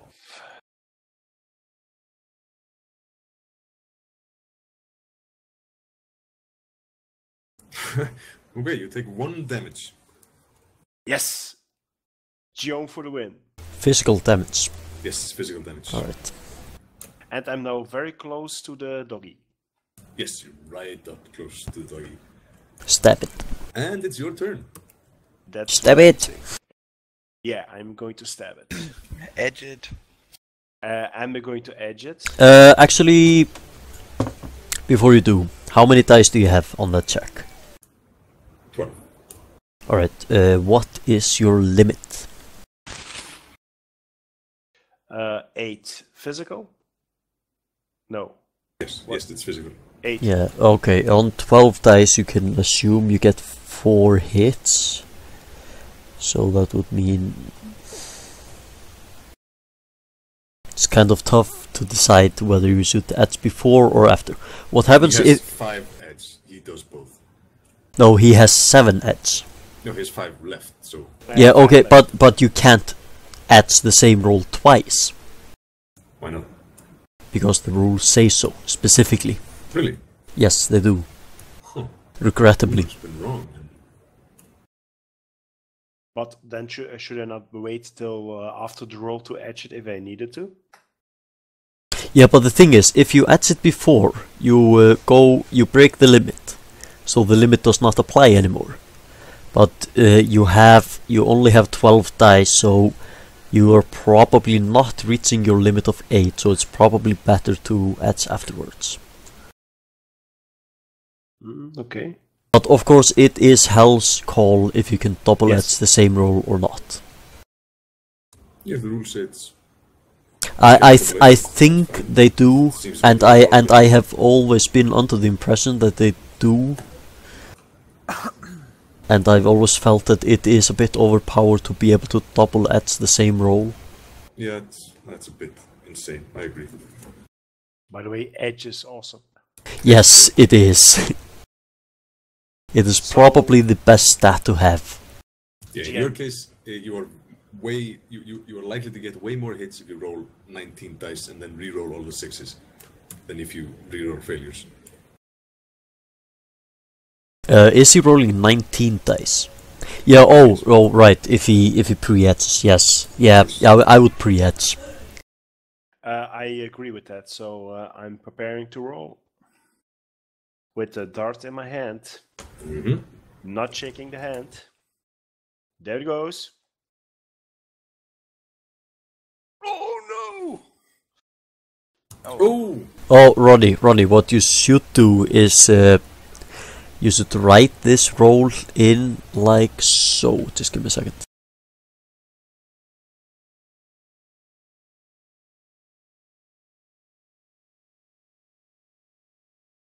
You should write it like that, and then it automatically re-rolls all the 6s. Well, there's 1 6, so you can roll 1d6 to see if you get 3. Yeah, but just for future reference, roll it like that. Should I do like you said now to try it, or? No, just roll 1d6. You already rolled.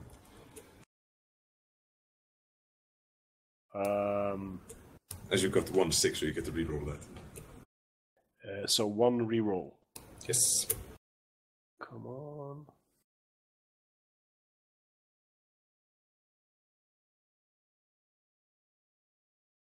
Nope. You do not hit the dog. Of course I didn't.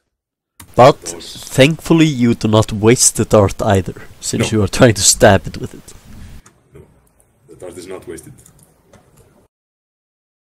Wait, I now just lost 2 edges, correct? No, just 1. Yeah, but I think that was your second edge, I believe. Oh, my third, I think. Yeah, 3rd. Oh, and the dog is in front of me. Yes, he is. And now it's Zatni's turn. Zatni, you know what to do. Do you, Henny? Try a little bit more force? You can overcast a spell. No, not too much, I think.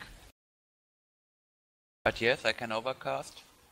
Yes, if you cast a spell at a level of force which is greater than your magic, then that's considered overcasting. And any drain you take will be physical damage.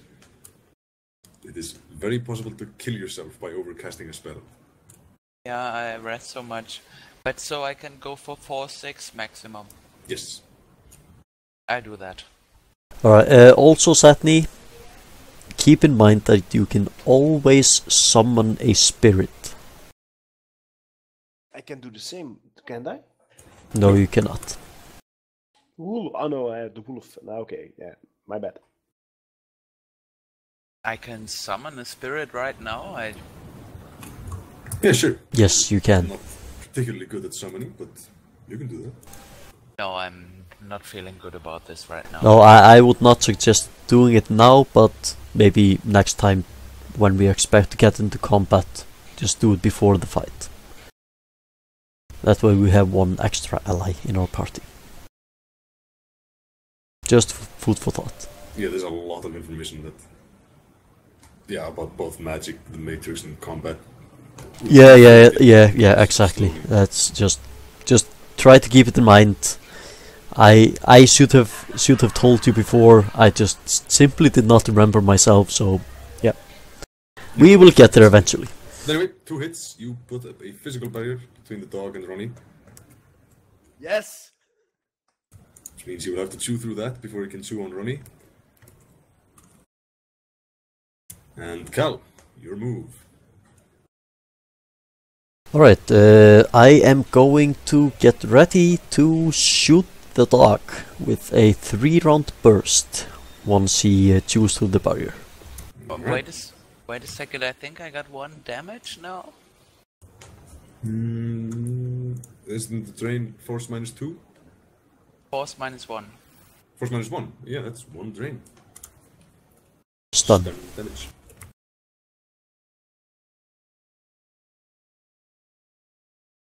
Also, I am taking a aim action.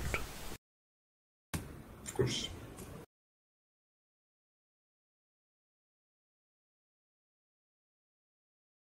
Alright, it is the dog's turn. He attempts to chew through the barrier.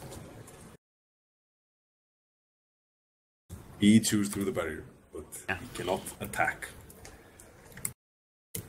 So it's Catching now, it. yeah, which means you can shoot, Cal. Oh. Yep, 9 hits. Wait. Was it not my turn? No, it's your turn. Cal readied an action, so he gets an immediate action, okay, and then it's your turn. Alright, 9 hits. Yep, he does not dodge. How many net Takes hits? 7 net hits. 7 net hits. That means he has to What's resist. your accuracy, by the way? I pre-etched, so it doesn't really matter. But it's 7 anyway. Yeah. Actually 9 with the smart link, I believe. But anyway, the damage with 7 net hits is 16 stun. Alright, you will attempt to resist. And he resists most of the damage. But he does take some of it. And now it's your turn, Ronnie. Stab it! Where can I localize, use the dart where he was shot? So because he has less armor there or something? No. You can make a called shot so that he could have less armor to resist the damage. But in your case, you just need 3 net hits for the dart to connect. Yeah, So- but I assume I'm going to pre-edge this again, because if it fails now, I could be in trouble. Yes. Can he aim for this action? No, Dart. it's a complex action to make immediate. Yeah, okay. So you can pre-edge and see if he goes down. Okay, pre-edge. What was that again? That would add 7 dice to your roll. So what you want to do is write /r space whatever d6 more than 5 and make the what's it called? Exclamation point. Exclamation mark. The exclamation mark after the 5 means that every hit that is a 6 gets re-rolled.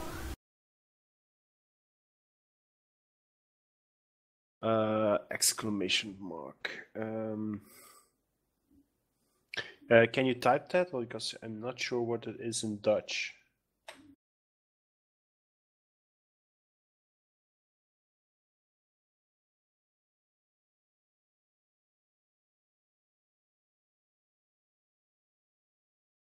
Alright, the chat won't allow me to do so, but it's the symbol after the stabify that I just wrote. You can also just roll the 19 and it'll show you however many 6s there are. That's what I'm doing. Is it 19? Yes. Yes. Alright, what you should do then... Give me a second. Already rolled 6 successes. And there's 2 6s. There's 2 what? There's 2 6s, so you roll them again. That's 2. Should write it like that. The last symbol is a exclamation mark. Just roll 2. Okay, got it now.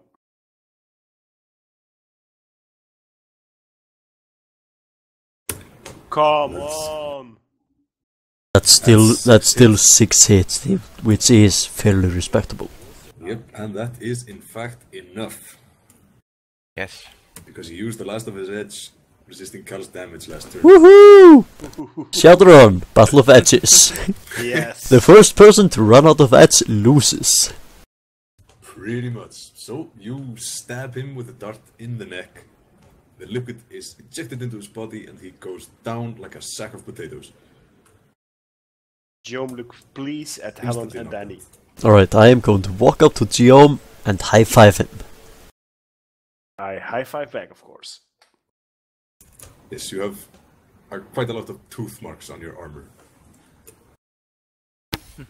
Alright, I believe I have a medkit for that. Does 1 damage do that? Okay. Well, your armor resisted 13 damage, so... Alright, I am plugging my medkit into Gioom and putting it on autopilot. Yeah, you'll recover that 1 damage, it's not really a big deal. But you have an unconscious, giant, cybernetically enhanced hellhound lying on the floor in the sewers. Alright, do we want to tear out the implants? Or do we want to give him to the corp? I think tear out the implants. That's just my vote. But of course this is a democracy, technically speaking. Why do you want to tear out the implants? Because saving a dog makes my soul feel good. But makes my wallet feel empty. Alright, fair enough. Okay, if we turn him in, alright, let's say we rip out the implants, he heals up and he becomes a regular dog, we turn him into the pagan church and we get our 7k plus a place to stay for a month that is fairly safe. If we actually keep him alive and turn him into the corp, we get 15k and well, What if we do it? We follow your line of thought. We rip up the we give the dog to the church, and the implants can be used as evidence to the corpse that we killed it. So the corpse. No, they probably want the whole thing. But what we actually could do, Ronnie, when you pointed out, we could rip out the implants and we could probably use, or I could use the implants for scraps for this and that, drone repair and so on and so forth. So the implants could actually be of use, or even worth a bit of money if we know the right people. Yeah, if you get a competent cyber doctor to extract the implants, then they might be worth something, but if you just hack them out right there with a table knife, then they won't be worth anything. Yeah, except for the actual scraps. Yeah, in which case I could probably use them for drone repair and so on and so forth. But yeah, not really money in our pocket. Not really, no. The dog stays alive when we rip, because you say we rip out those implants. We If you rip him out right now, then that'll probably kill him. However, if you right, didn't you say that if we ripped it out, that Helen detected that if we ripped it out, he would survive it and heal up? Yeah, well, that should have been if they are removed. Yeah, okay, if they're removed. Yeah, okay. Yeah, but if you just go ripping them out, then... Alright, then I am calling Karen, my cyber doctor. Alright. Because I have the contact just for these occasions. You do? Yes, I do, because I am a cyber monster. You are indeed. Your contact picks up the phone. Hello? Hello, Karen. Do you by any chance have a moment to remove some implants from a A poor creature we picked up on, well, in the sewers. Poor creature? Yes, poor creature. It is. Do you need a hack job or something? No, it's alive. We just need the It's implants alive? removed without actually well, as far as I know, you just hack these things out, but I assume you know a bit better. Okay, the word it kind of freaks me out here. It's a dog. A dog. Yes, it's a dog. It's a cyber dog. Yes, it is. Why is there a cyber dog in the sewers? That's neat to know. There might be some money in it for you. Alright. I believe the implants are quite expensive and advanced, and let's say you can keep half of them. How does that sound? That sounds about fair. Alright. Can you get the dog to me? I'm not going into the sewers. I know that. Yes, we should be able to get the dog to you. Alright, sure. Bring it to me. Alright. We have a Take it tank. Alright, then I assume, does anyone have any strength? No. Let me check. I should have strength. You should. 5. You do. 5 is good. Yes. It Yes, is. it's very good. You also have 5 bodies, so you can throw that dog over your shoulders and carry him out. Alright. I make it so. He is very heavy, but you can do it. Doing it now. Alright, you haul the dog out of the sewers. Cal moves the pickup truck closer to the sewer so you don't have to carry him through the streets, I suppose. Obviously. Yet. By the Load way, him into the back. those 5 ghouls we killed, they did not drop anything of value. Well, nothing that remained after the grenades destroyed Fair them. point. Well, they had guns, I suppose, but they're not really valuable. Also, they're Moving. covered in shit because they're in the sewers. Corpse is heavy. The dog is heavy. Let's move faster. True enough. Yep. Also, we know that it heals fairly fast. So, time is of the essence. Yeah, we're moving fast. Yes. So you load the dog onto the pickup truck, cover him up with something, Yep. and drive very fast into Laugardalur, which is where your cyberdog operates from, Obviously. of course. And Karen, you said. Let's see. Yep.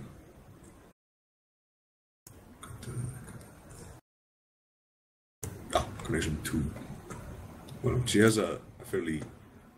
basically the back of a van, which she receives, well, more like a mobile home, a fairly large van, which you can load the dog into. Alright. She gapes as she sees the dog. I'm going to say, I know, right? Oh, never mind, I don't need to know. Can I drop the dog by now? Yes, you can. You can drop it on the operating table. Thank you. She says, not sure how to sedate this. Is he alive? Yes, he is. How long is he out? What, 15, 20 minutes? Something like that. Okay, so I better work fast then. Yeah, if you have any more sedatives, please use them. Right. She pumps him full of all sorts of sedatives. She's not exactly a doctor per se. No, but she has some education in the field. Yeah, she does. She may not have a license, but she's been in the school at least for a bit. Is actually a veterinarian. Many Alright, that's cyberdogs good. Are in fact veterinarians. That's true enough. Right, so she manages to remove most of the cyberware, but very quickly notices the Usher Decode logo on most of it. And at that point she says, whoa, this is Usher Decode property? No, it's not. You sure? Yes, we are. I don't want to mess with the corp, man. Alright, is slavery allowed in Iceland? No. So, this is an vacant being with a consciousness of its own, thereby it should not be the property of anyone. Give me a negotiation test. Do I get any bonuses? You do not. Then I am definitely etching this test. Alright. She is not particularly sympathetic to awakened creatures.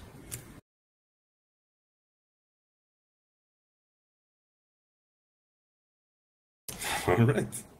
Awesome. Well, she says, alright, fine, but I'm not keeping these implants. I'll get them out for you for 1,000 nuyen. Fair enough. You can keep them. Fair enough. Nothing to do with fencing this shit. Alright, fair enough, fair enough. Right, she removes the implants. Right in your loot list. Dog implants.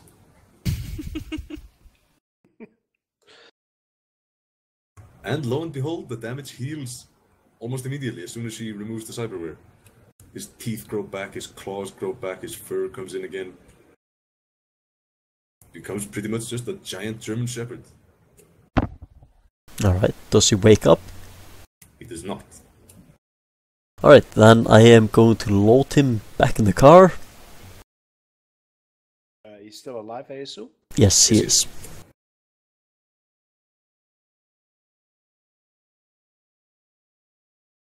So, what are you going to do with him?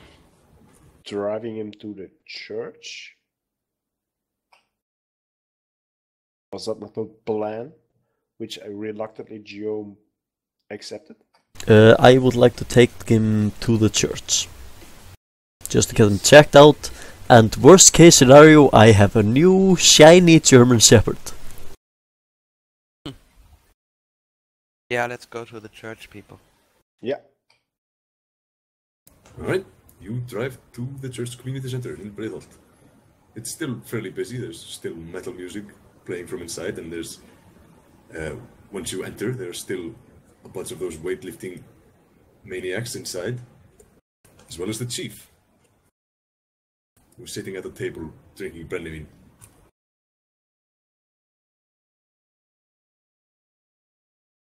We Who want will to. approach him? Sorry, what happened? Who will approach the chief, who's sitting drinking brennivin in the sports center? All of us. Yeah, Helen at the front, because she is the person that has some charisma. And some skulls. Also skulls. Alright. He notices you approach and stands up, walks towards you. You're back already. Yes. You did hire professionals, mate. Sorry? Are those skulls? Yeah, I'm sorry we found out about the disappearances. So, I just give them to you so you can check. He sighs, looks at the skulls, and yeah, his eyes glaze over a little bit as he looks at them, and he sighs more deeply and says, "Yeah, these are my men. Where'd you find them?" Well, this is a story I'm not sure you're going to believe, but we found them in the sewers. And they were attacked by, well, a cyber dog. A corporate cyber dog. He goes blank. A cyber dog? Well, yeah, as far as we can tell, Zatni Code was working on some sort of genetic cyberdog experiment. They basically bred a huge German Shepherd, the size of a pony, and implanted him with a bunch of cyberware.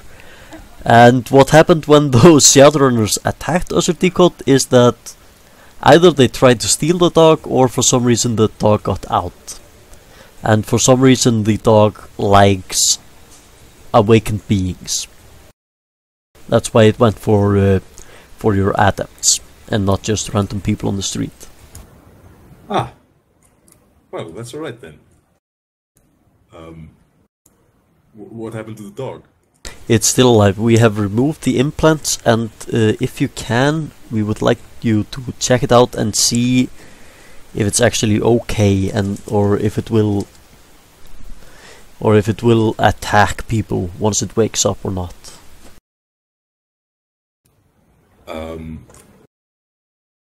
So you captured the cyber dog which ate 5 of my men Yes, alive, yes, we did, and then we removed its implants.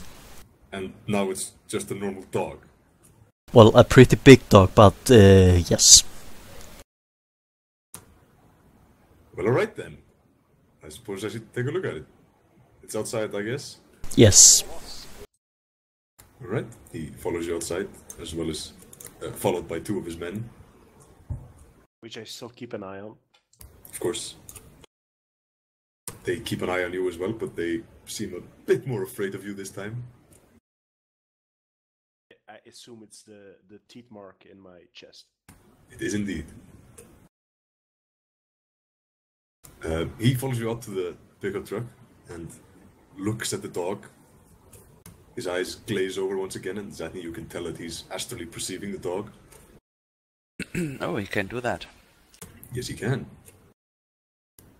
And yeah, after about 10 seconds of looking at the dog, he nods and says, "Those monsters, freaking genetically, fucking science bastards."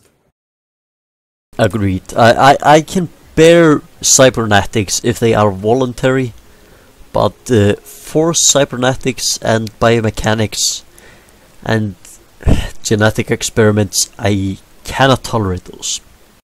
Yeah, this is terrible. It's not even supposed to be possible to implant cybernetics into hellhounds. Yeah, that's right. That's what I thought. Rejected automatically. Exactly. Damn you, Cody.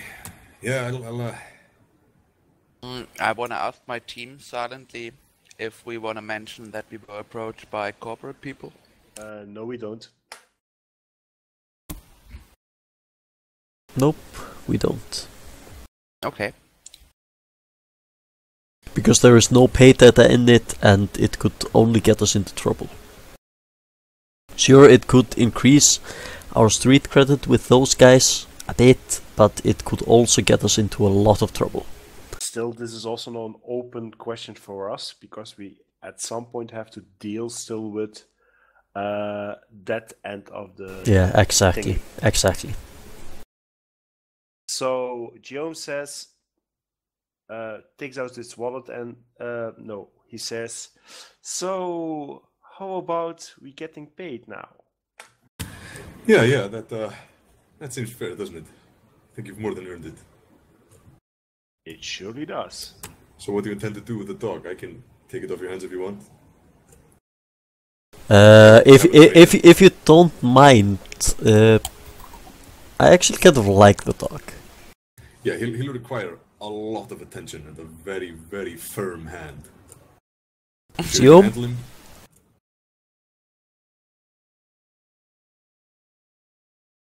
Guys, do we have anyone that can actually do that?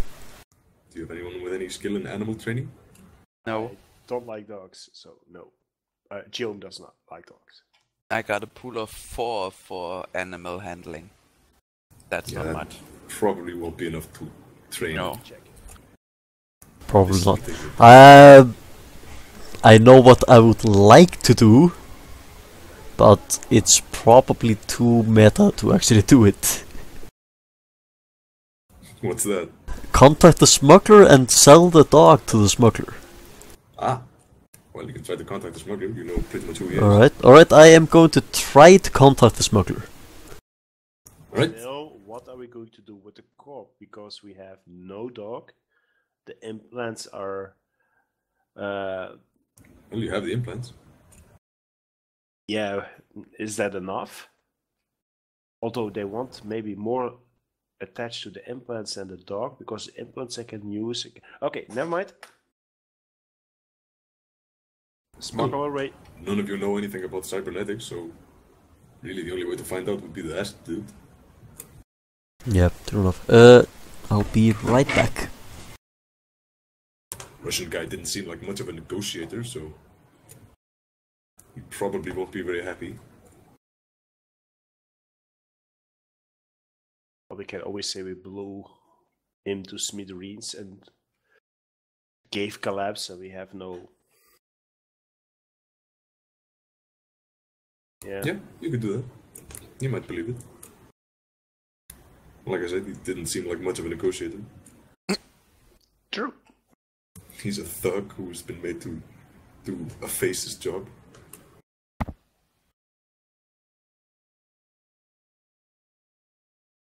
Anyway, mark down 7,000 nuyen and 1 month free low lifestyle for each of you. Alright, I'm back. Welcome back. I am going to call the smuggler, if I can. Alright, call. You find the contact information for the smuggler, and no one answers. Alright, I am going to send him a message then. Alright. Alright, and the message says, I have a hellhound you might be interested in. Alright. Message is sent.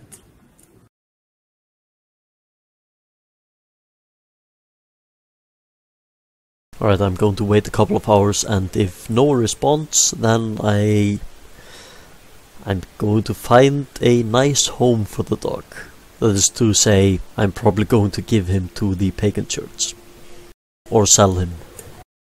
Alright. Actually, I am willing to give him to the pagan church if I can show up and be his friend every once in a while. Of course. Are you guys okay with that? Yes. Because I would really like this dog as a friend. Make it happen. But by the way, should you not name the dog then? Yes, obviously. Just a second. Yeah, the chief says that he has people who can train the dog.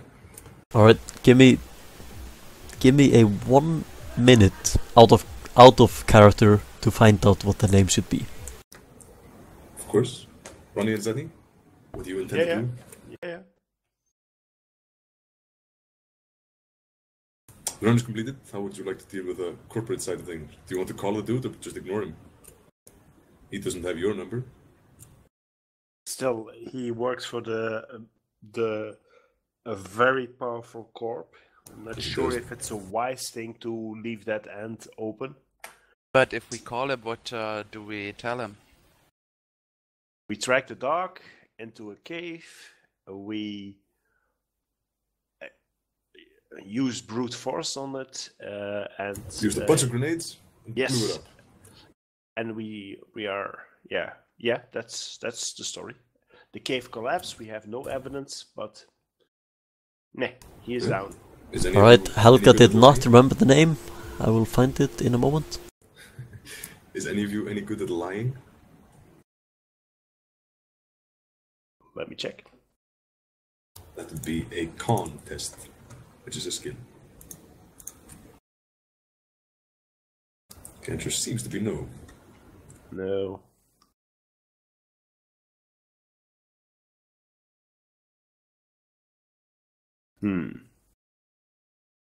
Also, Dani has no. No. And he has none of that. No con, I have 0. I think Dani has a charisma of 3, so I have 2 in con. yeah, that's not a lot. Zatni, you have 4 in con, I suppose? Charisma, yes. Yes. So you can try to lie to the Russian dude. You have a bunch of bonuses, and he's not really good at seeing through people. Still wondering if we offer the implants to him, if we could make something about it, because I still think that those implants for the corp is valuable. True enough, but if you tell him that you blew the dog up, but then you somehow have his implants, We might harvested the implants and killed the dog by doing that. Then we also have to lie, so yeah, it does not matter. So it's up to the lying of Helen. Yeah, I try it. Alright, I just before you go, I have found out what the name of the dog should be, Is it Snuff? and it should be Scud. Scud. Missile? That is the wolf that chases the sun, according to Norse mythology. Nice. And at Ragnarok, it will catch the sun and eat it, Yes, and the world will go dark.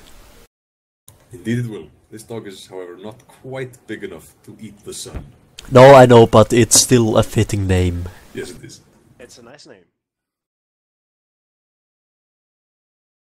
Also, more or less pronounced like skull. Yes, pretty much. Almost exactly. Unless it's Scud. I'm not sure which it is. It's pronounced Scud, but aside from the L's, it's pronounced the same as skull. Yeah, true enough. So, Zatni, you will call the Russian? Yes, I would call the Russian. Alright, the Russian picks up almost immediately. Yes, you have it. Yes, we did it. You have the dog. No, we got a corpse, but what's left of a corpse, that is to say. That's fine, that's 10,000. When can you bring it? We can't, we nuked it. You nuked it. Yes, we produced very little parts. He sighs.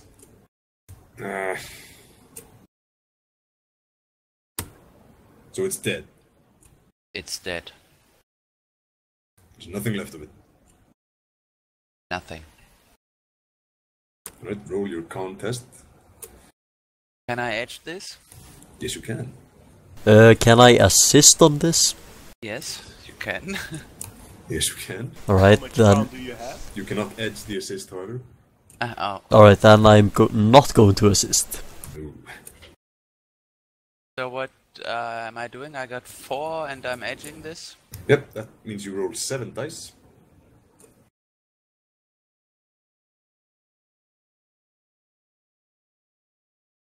As you have 3 edge, right? And to reroll 2 of those. Mm-hmm. So roll 2 more. Basically, when you edge before you roll, you should take the compounded. I believe it's compounded. Okay. Just give me a second. Yeah, it's compounded. Shadowrun Yep, style. yep. Shadowrun style compounded. Yep, anyway. You score plenty of hits. You manage to lie to him. He just sighs and says, yeah, fine. And he pays us?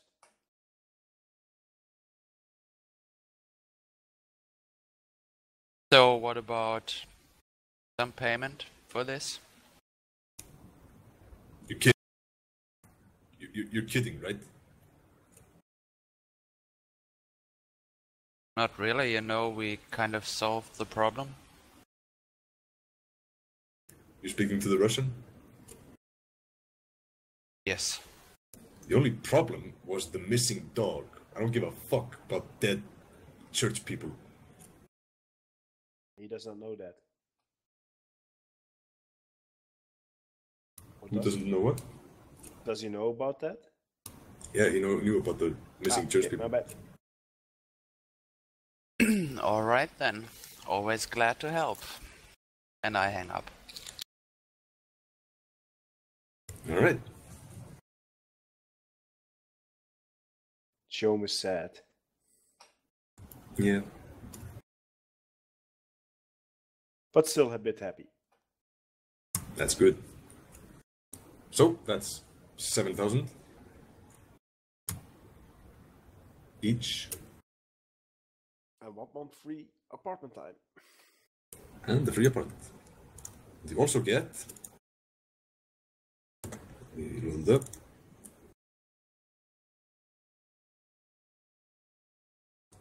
You also get 9 karma.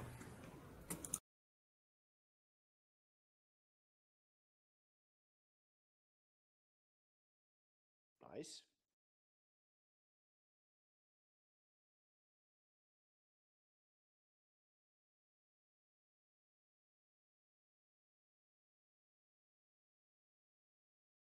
So it's time to wrap it up. Yes, it is. And now, before you save your characters as created, would be a good time to decide if you want to change anything.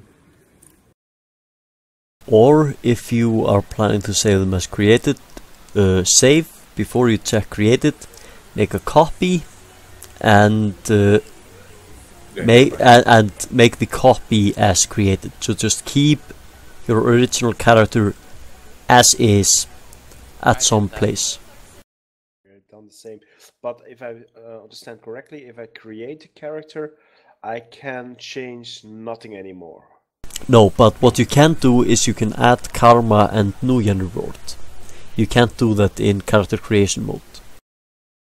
So you will need to make a character as created to do that. So I recommend actually making a copy of your character and then marking the copy as a created character. That way you can easily keep track of everything you have advanced in, so on. So if you decide at some point to respec, which I assume is allowed, then you can easily see the list of things you have gained and lost and so on and so forth. Okay.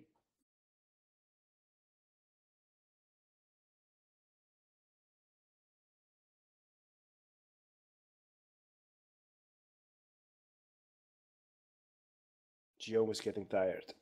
Alright, guys, just to keep a track of things, I highly recommend that you do add gained karma as mission reward and just name the mission something so you will know what mission it was, or quest or whatever that you gained it for.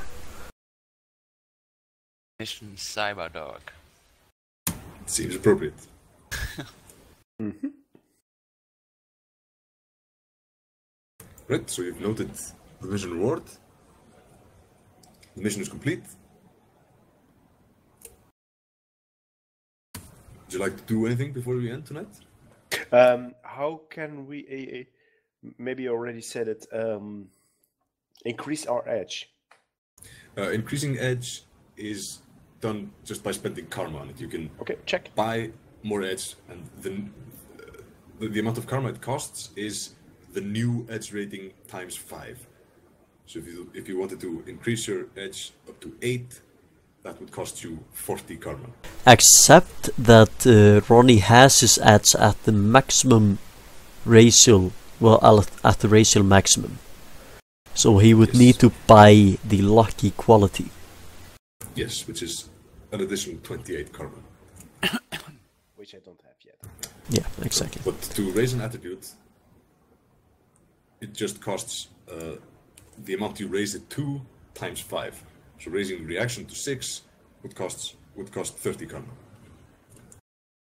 So, and if I burn a point of edge, I have to pay karma to get it back? Yes. Okay. So I've now got only 2 dice left for edge. Yes, but you haven't burned the edge. You only used 1 point of the edge. You get it back after a full night's rest and a good meal. Okay. Yeah, you get 1 edge back after a full night's rest and a good meal, but the general rule is that between runs you generate all of your edge. But if in the middle of a run you actually have a good night's sleep and a good meal, you get 1 edge back. Also, if you do something really cool or very interesting or so on and so forth, the GM is encouraged to actually give you a point of edge back. Yes. For example, last Saturday we were doing a run and one of the characters threw a grenade into the open mouth of a powerful fire spirit. That's awesome. I rewarded him with 1 point of edge for it. Yeah. Also, as a pointer on this run, the smuggler and the troll are actually characters me and Hel know pretty well, seeing as I play one of them and Hel plays the other. Okay. Anyway, is there anything you would like to do before quit tonight? No, not anymore. I don't think so.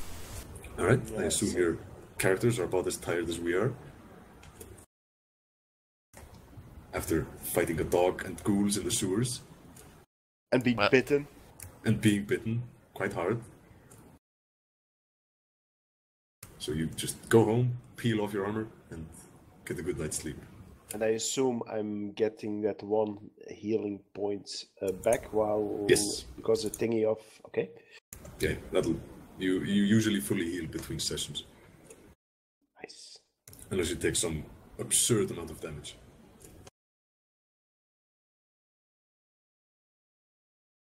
Okay, our first run. Yes.